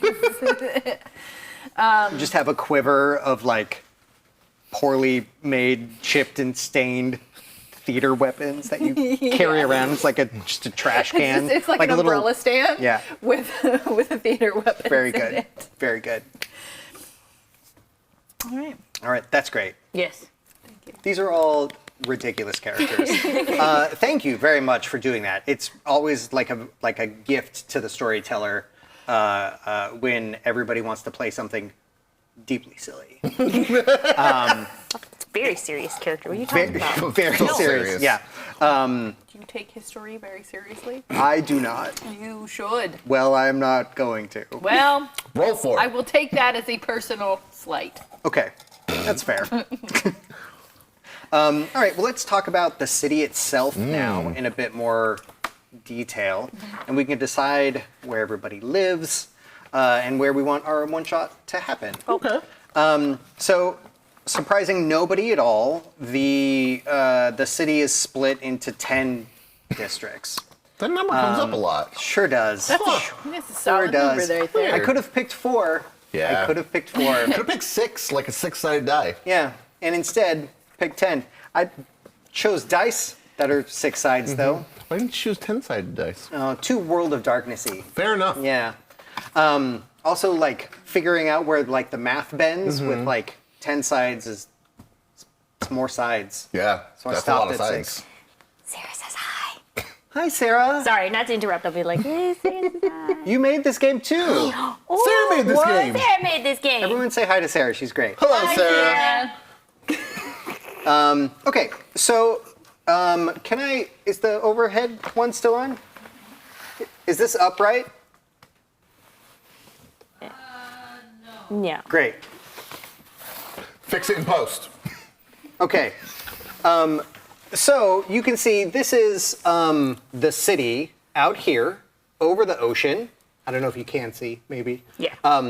And this is the rail line that leads in. So the rail line is this massive cross-continental. It's called Ritual Rail, and it makes a huge circle that goes through the 9 other holy cities. There are 10 cities that all of humanity live within, and then that rail line, which Capital conjured in one massive ritual, is in itself a ritual circle that gives the cities everything that they need. That's where you get power. That's where the internet happens. All the things that the people who live within the city need to survive is sustained by this ritual rail. So here's a shot of the city from afar, and then I can get to. Here it is. Here is the citadel here at the center of the city. Another shot of the 2 moons up top. The loop lives on this one, actually. Oh, cool. And they one just with kind the- of like skitter around the sky, doing whatever she wants them to do. And then this is the endless river that's surrounding the citadel there. And the endless river supplies the city with all of its water needs. It's also it's for fresh water. But then it also has all of the river trade and things like that. And it goes to every district, and it's in every little spot. It might change in width, but it is always the same depth, no matter how wide it is. So it could be a little, 2-inch canal that is bringing drinking water to a building, but it's going to be the same depth all over. And then surrounding that there, you can see is the Shining Garden, the Garden District. But everything in this book is alphabetical, so we'll do that. So Bismuth Station is our first district. It's where Capital's train. That's this massive train here. Those are all the little people. It's got 10 cars in it, of course, and they're all like the size of like super yachts. And so they're kind of like small little towns all together, and whole families stay on them. Bismuth Station is where it comes in, and there's trade from the other 9 cities that come through, because this train just needs to continuously go around Ritual Rail to power everything up. I have a question about the train. Yeah, let's do it. What if instead of a tower, You said these are like little town, like they're huge. Yep. Would one of them possibly have a little park? Yeah, for sure. Oh, I definitely want to live on one of the train Okay. cars. Yeah, absolutely. That's where, yeah. So the stuff on there is going to be smaller in scale. They are smaller than the towers. The towers yeah. are hundreds of stories, but the train cars are in their own right, like little. Well, the whole train in itself is like kind of one tall tower, we can say. Okay. And so each car has different functions that it does, and there is like there's a garden car which grows fresh vegetables and things like that. There's libraries on it and everything. Each car is dedicated to a different member of the clade. Okay. Yeah, and you can definitely have your sanctum Yeah, I on want it the there, train. because then I can travel around and play with all the kids. Next up we have is Cloudwell. Cloudwell is based around, there's a geyser field located within Cloudwell, and it makes the most horrible of smells. It has a pretty cantankerous god that lives in it, and depending on his mood, depends on that, directly relates to the air quality in Cloudwell. So that's also where they have like the tanning district for the city and the perfume district, because everybody already has air filters like built into their noses or little portable ones that they can carry with them. There's Cloudwell. And then we have the Cobbles. The Cobbles is the first district outside of the Garden District to be built. And so it has the oldest of the old buildings as well as the most recent of the new buildings. And this structure over here you can see is Miracle Mansion. Miracle Mansion is the dueling hall for the city. Most disagreements among the human population is solved if you can't figure it out politely, you can duel over it, like old-timey dueling. And so Miracle Mansion is where you can go to bet on those things. There are also gods that duel in there as well, but there's typically a strict no divine power rule set. And people often duel effectively for slips, like winner will take your sword. And so it's funny that you would mention umbrella stands. There are like sword holders that prestigious duelers have in their office and things like that is just like full of swords. Yeah, so that's the Cobbles. Then Darling is where all of like the youth hang out, like the rich bougie kids. It's got a bunch of like midnight racing that happens, and the architecture here is all weird because it was not conjured by capital like the rest of the city. It was built by humans, and they were showing off. Then here's a shot of the Garden District. You can see those stretching estates that we talked about. Those are the 1%ers. Those are the 1%ers, exactly. and then this transparent structure over here is the library, which is a mostly invisible glass building that Axiom lives in. If you're not bonded to him, you're not allowed inside. Oh, wow. Oh. Next up is Keats Hills.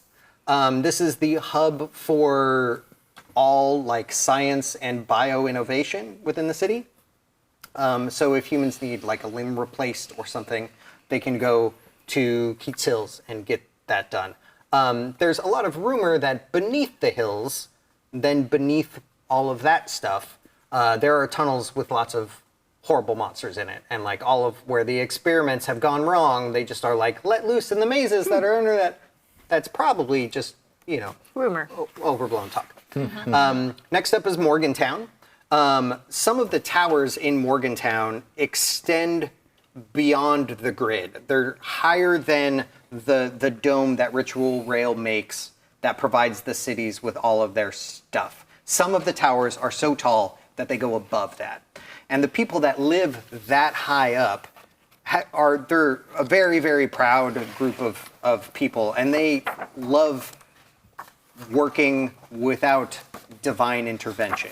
They like doing things on their own. And so the higher you get in Morgantown, the more like ramshackle and jury-rigged things are, because it's a lot of people just doing things on their own with limited supplies. And they'll run cabling down a bunch of flights to steal power from lower levels because they don't have it. Yeah, it's up to code. It's up to code. And then next up we have Quince Tree Point. We talked about that a little earlier. It's where all of the artists live. Yellow is a very prominent feature here, both because of the quince tree and because of Artist Alley with that that ritual. And then after Quince Tree Point, we have Synthward. So I didn't really get a chance to talk about Fetchborn at all. Fetch, the god of technology, he spent a good portion of his time trying to create artificial life that he could then imbue with divinity. It didn't work. A lot of the time, it did not work. It worked exactly once, and then he stopped. And so there are a bunch of fully, sentient, they're all, autonomous robot people throughout the city. They are called Fetchborn. They can swap out bits of their own body at chassis shops, so they roll off the factory line all looking identical. So they spend a lot of time embracing their individuality. They can change their skin, they can change, any part of their body they can swap out for something different. So some of them have spider bodies, or you might find centaurs, or, sometimes they just have incredibly long legs, or, whatever. Writhing tentacles as a mohawk. Who knows? They almost all live in Synthward. They spread out among the city in general, but Synthward is the most dense pile of them. Who was the one Fetchborn that the divinity worked for? So there are, it's going to surprise you, there are 10 generations of, I know, right? There are 10 generations of Fetchborn, each with ever-increasing resemblance towards humans. And so, around the 6th generation, you start getting Fetchborn that look sort of like Valentine from Fallout. And then first generations are basically just labor machines. They're heavy loaders and stuff like that.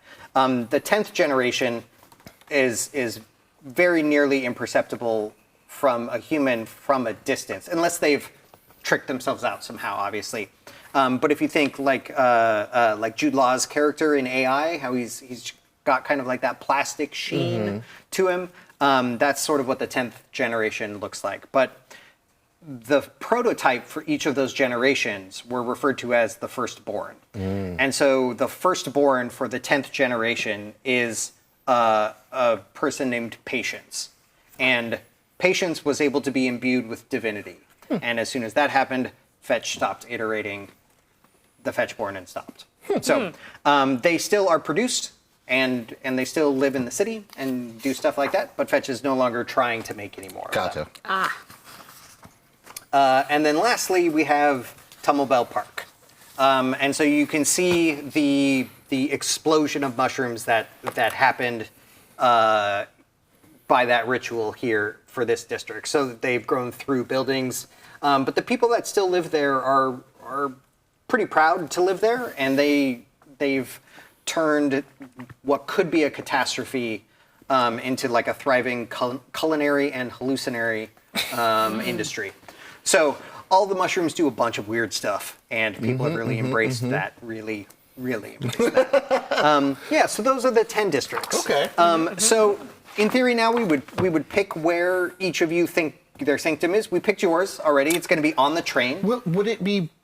I don't want to say would it be better, but do the people on the train live there? Some of them do. Okay. Yeah. Okay. So would there be just a decent static population where it's we raised our kids on the train, Yes. we live here, this is okay. Yes, absolutely. Okay. And there's going to be creches and schools and Cool. All that stuff. Then yeah, no, I definitely like living on the train. Okay. Does that mean that there is no specific district that I live in? It would only be Bismuth Station because the train doesn't touch it doesn't stop in any of the others. Okay. It technically passes through 2 more. But it just barely cuts them as the rail line comes in because it just needs a touch point in Bismuth Station to keep the ritual active, and then it bounces and it heads out to the other cities. So technically, if you were getting your mail, it would be to the train. Okay. And it would be delivered from the main stop at Bismuth Station. How many gods are not in this city, but the other 9? Much fewer, but many of the gods that live in the other 9 cities are appointed as like caretakers and representatives of certain things. Okay. So depending on what their purview happens to be, Fetch may assign them as effectively like governor or something like that. Okay. The other cities are much smaller compared to the Shining Garden. The Shining Garden is where it's happening. You know, like everybody wants to live close to the gods. They want to be close to Fetch. So the other cities are all, they can be a little quirky. But they still have gods that live there and, you know, steady populations and things like that. Yeah. If I were to then make the sanctum on the train and I dipped out from, let's say I was hanging out in the cobbles and I'm like, all right, nope, going back to my sanctum. How would I get back to the cobbles? Would I just have to wait till the train came around? Yeah. Okay. Yeah. And because you are bonded to Outcast and you have to take my ball and go home, you would teleport back to wherever the train is. Yeah. Which could be great if you needed to get like 2,500 miles away from wherever you were. But then you might also be 2,500 miles away from wherever you were. Yeah. So there's that. How long does the train take to make a circuit? So there's not a set amount of time because it makes stops, and it also is under total control of Capital. Gotcha. So whenever Capital decides it's the correct time to move on, Oh, okay. the train takes off again. So usually, if it's just kind of cruising and just like making very minor stops, it's about a week. Okay. Yeah. But it often is delayed because Capital is choosing to delay it. Okay. I do think instead of that, then I am going to go with the Morgantown. Okay. And be in one of the towers. Possibly almost on that line where it's outside, and so there are the people who pride themselves on working and not taking all the gods' help, but then there's also that layer that's right there as well. Kind of in the middle zone. Yeah. Yeah, for sure. Yeah. Great. All right. Anything speaking to either of you? Oh, I'm still in the Tumblebell? Yeah, Tumblebell. Tumblebell Park. Great. Yeah. What about you, Sharon? Well, I haven't really seen a place that might have a disused horse track. Yeah, that's true. So, so we could probably put it just about anywhere. I don't think it would be in Morgantown. No, because probably Morgantown not. is too densely packed. It could be in Darling. Because that seems actually like thought a about strangely Darling. like bougie thing for people to kind of And they want to all have. do like a bunch of racing and stuff, and so it would There's a kinda lot make- of racing in Darling, yeah. So it would kind of make sense to have like the sort of outdated like antique. Yeah, it could also be in the cobbles because there is a good amount of gambling there, in addition to things being older. But I guess it depends on how we think that horses in general would be viewed. Because that's another thing. It's like there are animals within the city, Right. of course, but it's a limited space that we're dealing with. So horses are probably pretty rare. Yeah, Real so horses Darling. are probably pretty But rare. there is the game reserve. There is the game reserve. Yes. So So the game reserve, where did I put that? Quid Street Point. Quinn Street, Quinn yeah. Street Point? So the game reserve is where Spark lives, probably. Okay. So there could definitely be horses there for sure. I don't know how much that they would be contained and stable. It's not the horses that are the most important part. It's that a disused horse track is where you set up your weird reenactment game. I love is it. true. I love So it. like, it's not really about the horses. So Quinn Street also, though outside of the game reserve, there are a lot of theater kids, for lack of a better term, in Quinn Street Point. You know, That And it didn't have to be real horses. They could have just been like automaton horses. yeah, That's for why sure. it's disused. That's true. There's probably plenty of Fetchborn even that have like sort of centaur bodies that just pretend to be a horse for plays, Valid. For horseplay. for horseplay. For her. Everybody gets one of those. Okay. I mean, yeah, I feel like that one is the one that got a hey from the table. So I think that qualifies. Okay, great. All right. Theater. And so, how are we feeling as a table about each of these districts? Is there a place that any of you particularly want to explore more when we play our game?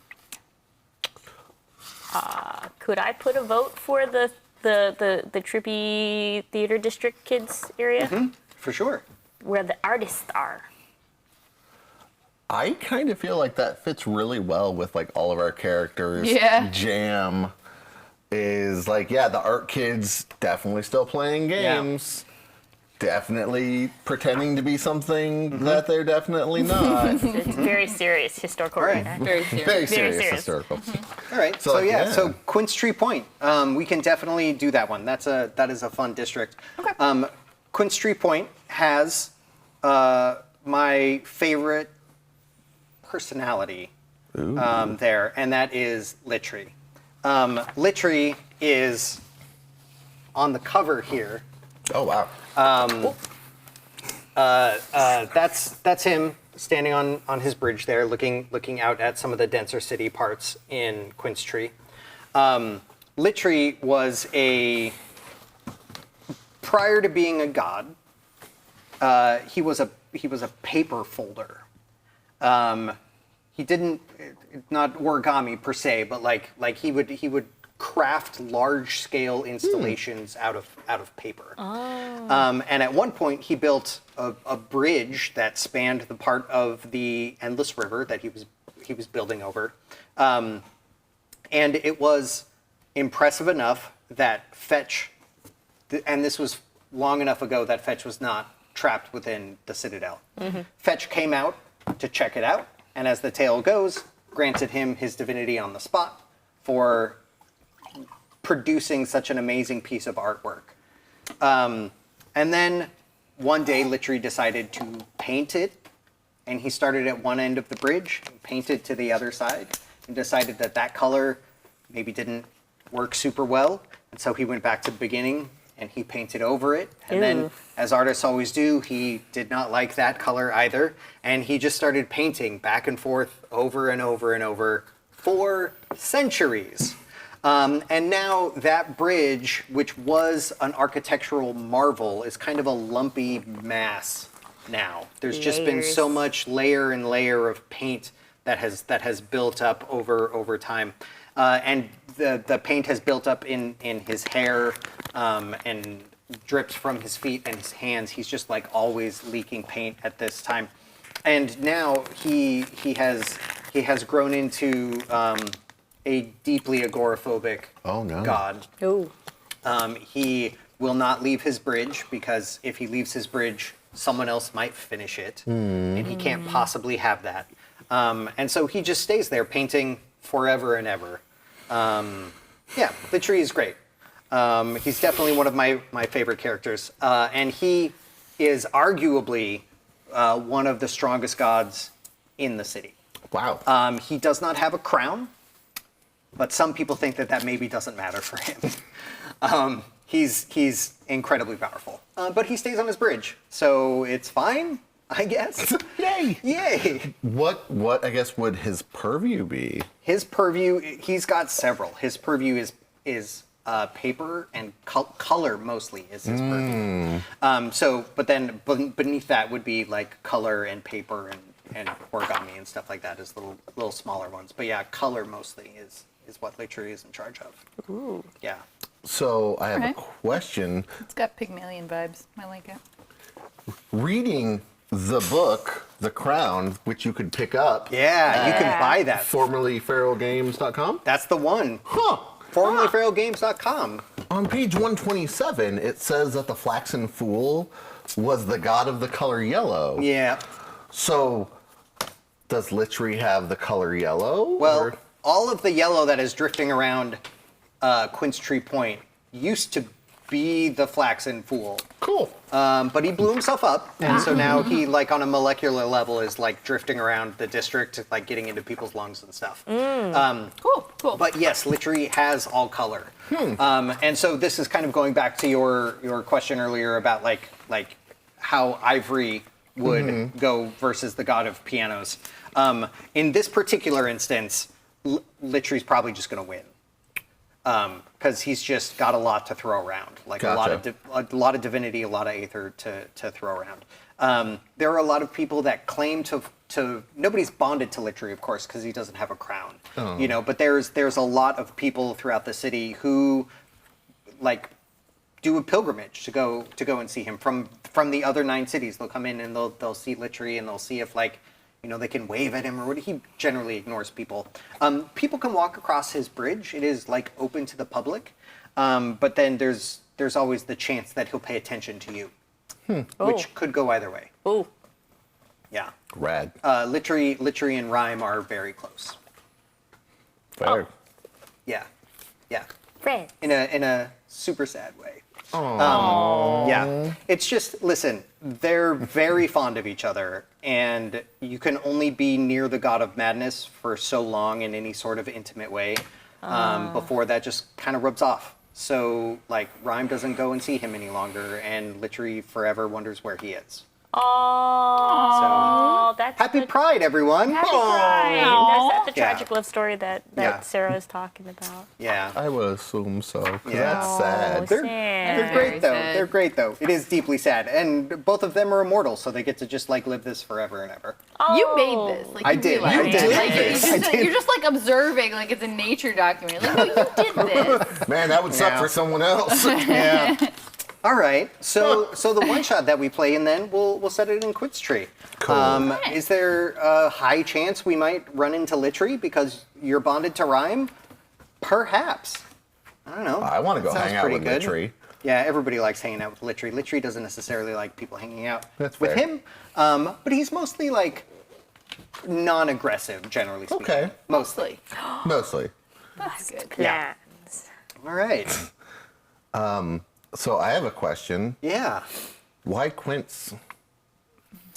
I don't know. I don't know that I have an answer to that one. I decided that I wanted there to be kind of a mundane thing in one of the districts that was potentially divine. Like there's a whole like sub-religion that has come about surrounding the quince tree.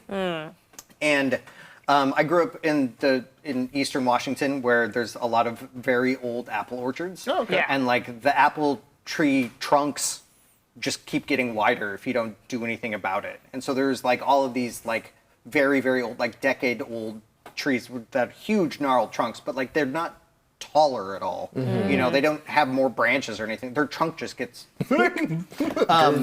No. And so I just always really liked that aesthetic of like a big kind of squat tree. And so at some point I landed on it being a fruit tree that would be there. And it's out on the very, very edge, the very, very corner of the city there. Because it used to be outside the Shining Garden. Like the city expanded. The city used to be on land.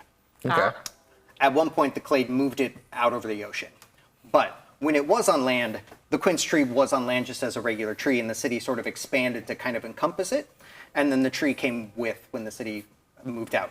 But the tree is hundreds of years old, easily. You know, like there's the priests that are surrounding it. There's a lot of disagreements on if it did in fact predate the Shining Garden proper. If it did, it's thousands of years old.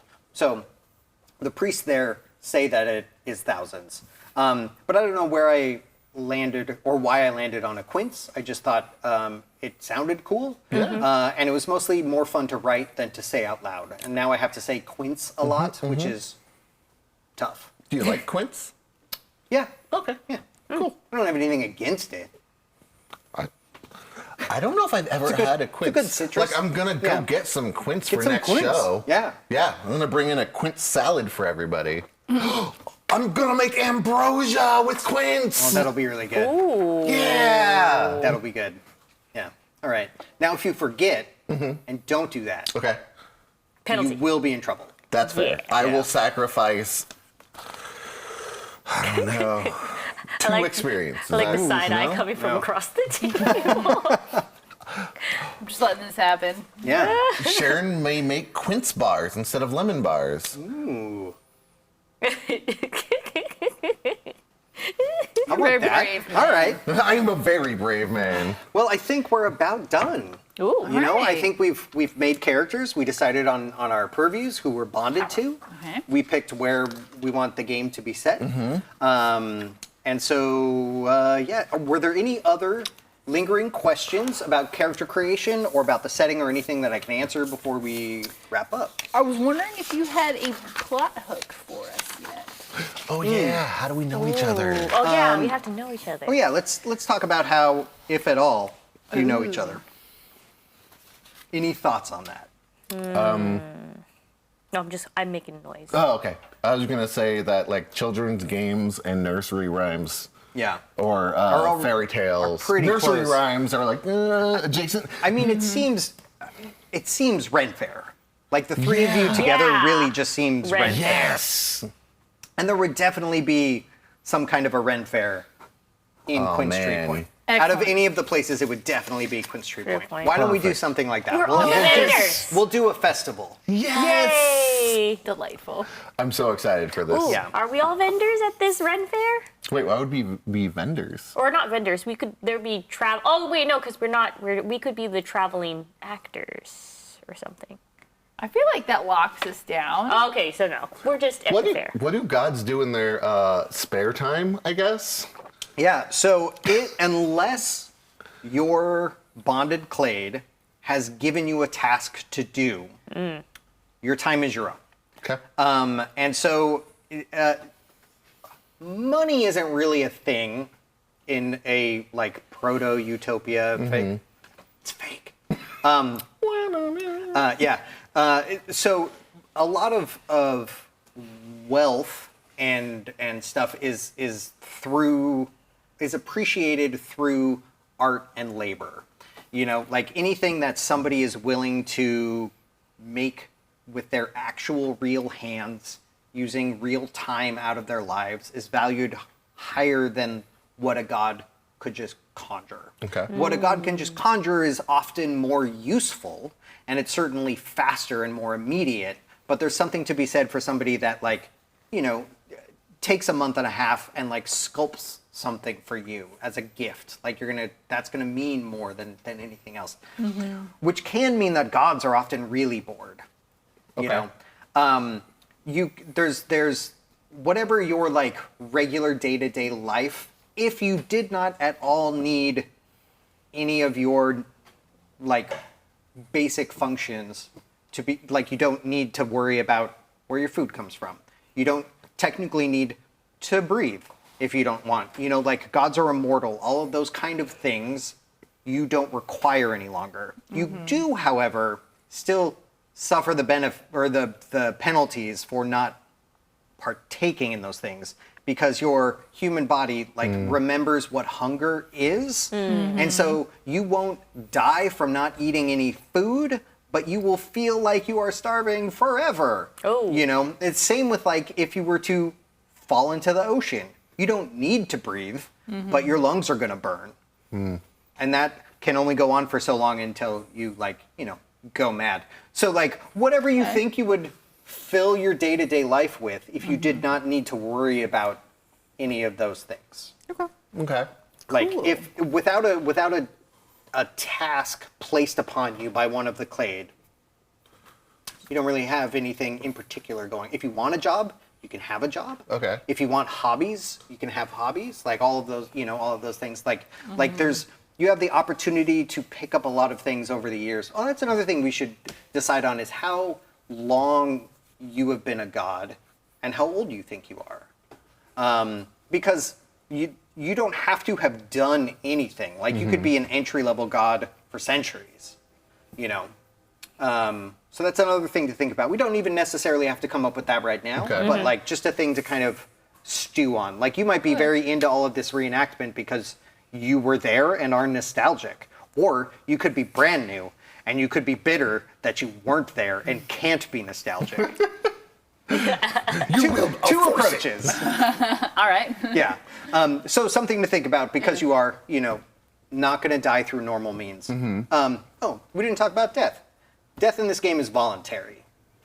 I think it's kind of a letdown most of the time whenever a character dies in a TTRPG, because it's as a player, I always get really, really connected to the character that I'm playing, and I'm always really sad when they die. You know, I grow attached to things very, very quickly, and I would rather, especially like something that feels like a meaningless death. You know, like you just like there's nothing to it. There's no reason behind it. So, death is voluntary in this. If you decide that your character is done, or you've had a good run, or you are ready to go out in a blaze of glory, or any of those things, and you want to die, that is a thing that we can arrange, certainly. If your hit points fall to 0, you drop into something called stillness, which is a divine cocoon. It's a literal cocoon made out of your purview that protects you until your aether kind of builds back up again. And then when you come out of that on the backside, there's some mechanical changes that happen to you as you get a little kooky. And so you can kind of tell gods that have been alive longer and been through more because they start to look more and more like their actual purview, and the environment around them starts to be affected by their purview in ways that they can't really control. So that's kind of how death works in this. Okay. But yeah, so think about how long you've been around, how long you've been a god, and we can figure that out, you know, next time. Or, Okay. Yeah, Okay. yeah. I had a question. So we're all at this Ren Fair. Yes. For whatever reasons, we're at the Ren Fair. They set up where I live. That makes sense. It was a disused door strike. Yeah, that makes sense. Kids are playing games there because you got to entertain kids, and there's like baby axe throwing or whatever that you would do at a Ren Fair. Small axes, or are those babies throwing regular axes? Oh. Why not both? Oh. Okay. Okay. Probably babies throwing small axes. They have a new thing you could buy that's like axe throwing, and it sticks on stuff. It's really cool. So like that's fun. Yeah. All right. So like things like that. So I'm there, and in my spare time, I probably just stir up trouble with kids because I get bored. And so like I have Chip and Dale go like do the tap on the shoulder thing, and they're like, whoop, and then it starts a game of tag. Aw, that's nice. I like that. I like that. All right. I am gonna just be randomly just scaring people and telling them tales about stuff. Especially if they're like inebriated, I just creep up on them and be like, "Hey, have you heard of this tale?" It's horrifying. I love it. Yeah, that's great. I'm really glad that you picked rhyme. Yeah. This is gonna fit really nice. Do we need or have any items? Or You can have like whatever stuff you want. If you Okay. wanted to have any kind of mechanical influence, then it would likely be a wonder. If you were Okay. if you were dealing with armor or weapons or anything like that. But if you just want like stuff, you can have stuff. Okay. Yeah, yeah. Okay. You've been around for a while. You can have, you know, whatever you want. Stuff. Cool. Yeah. And then do we need to worry about purview manifestations? So purview manifestations would be the thing that you come out of stillness with. So if you think you have maybe been close to death before, then yeah, we'd pick up a purview manifestation. Okay. Yeah, yeah. Purview manifestations are when it's literally that. It's when your purview starts to exert itself on reality without you doing it. Okay. So if we So, like for example, there's in a game that I'm running. One of our players is playing the God of Cinnamon. Hey, Manuel. And he has a purview manifestation that he's just always got like a cloud of cinnamon dust around him, like he's Pigpen, I love but that. cinnamon, and it's annoying and horrible, but like doesn't really do anything. It doesn't really affect the game, you know. And like it's not until you have 5 or 6, 7 or 8 kind of purview manifestations that they start becoming kind of nuts and they start stacking on each other and things like that. So if you only have 1 or 2, they're probably going to be very minor things that generate around you either physically on your body or things that impact the environment around you. But they don't have any. It's all narrative. Okay. You know, it's all narrative until you have a bunch of them. Okay. So if you wanted to come up with a couple, then for sure you could decide if you have been close to death before and what that looks like and what that means for. Okay. Yeah. And do you want to do that in beginning of next session? We can do it next session Okay. or over email or something like Okay. that too. Yeah. Cool. Yeah. I had a question, Yeah. just for future reference on items and stuff. Mm-hmm. Would you allow me to have 2 different bags of mushrooms to ask people if they would like to play a game? Yes. Absolutely. Yeah. Because these are things that you could just easily buy and acquire Yes. in Tumbleville. Are you thinking some are culinary and some are hallucinatory? Hehe. Fantastic. Yes, you can have those things. For sure. Sometimes I mix it up. Love it. I don't even know what's in the bag. You're all mixed up. Yeah, it's like having Skittles and M&Ms in the same bowl. Yes. Yes, I love it. I'm As here the for god it. of children's games, I appreciate this or that. It Yes. is This or this. perfect. Yeah. This or this. This or this. This or this. That's good. Yeah, let's do that one. Let's do this one. This or this. After hearing me tell, would That's you all I like? got. We all get That's one. all I got. Yeah. do. All right. Yeah, we all get one. See, that was mine. All right. Anything else we can cover? Would you want to cast a sample rote? Or Let's do you- save that for next time. That's- Yeah, for sure. That way we can talk about all the hard mechanics next time, and that'll still be fresh in people's minds Okay. and, Okay. and things like that. Yeah. And we only have worshippers if we've taken the wonder that would give us a worshipper. So the worshiper section that we put on there is because some people are really into who their worshipers are, and some people aren't. So if you wanted to come up with any names or personalities for them or whatever, that would be where they would go. Okay. But taking a wonder that is a worship wonder, you don't have to engage with them at all. Okay. They're going to worship you whether or not you're involved. And then as a campaign would go on, like perhaps they could become plot points or something like that if you were interested in having them get involved. But otherwise, you can ignore them. You're going to get the benefit whether you are interested in them or Okay. Because they're very interested in you, which is the important thing. So, Okay. yeah. Rad. All right. Well, thanks, everyone. Let's go back around the table. Yeah. We'll go the other way this time. And let us you? know who you are You. and where we can find you and what you have coming up. Okay. So, Do we Bryce, start? No, you're not first. you. Me. No, Okay. I'm going to go very last. Oh, I go very last That makes because I'm in the sense. big chair. That is a really nice big chair. It is a nice big chair. Okay. All right. Well, I'm going first. I'm Bryce Bebop. You can find me online, mostly on Instagram or Facebook, as Bebop Bryce or Bryce Bebop. I am usually on in Actoroki once a month or so, so you can find me here at this time on Wednesdays. And you could come catch me at Gen Con. I will be at booth 100 selling the crown and giving out high fives to everyone who purchases one. Ooh. There's a high five. Oh, I messed it up. oh, that's right. Here we go. Boom. Wow. Yeah. There's other stuff. Oh, Gamers 4, Kickstarter for the Gamers 4. If you haven't seen Gamers 1, 2, or 3, or the series, you can check them out on a website, which I don't remember what it is. Link in the chat. Link in the chat. Somebody did it? I did it. Oh, nice. Somebody Someone did it. did it.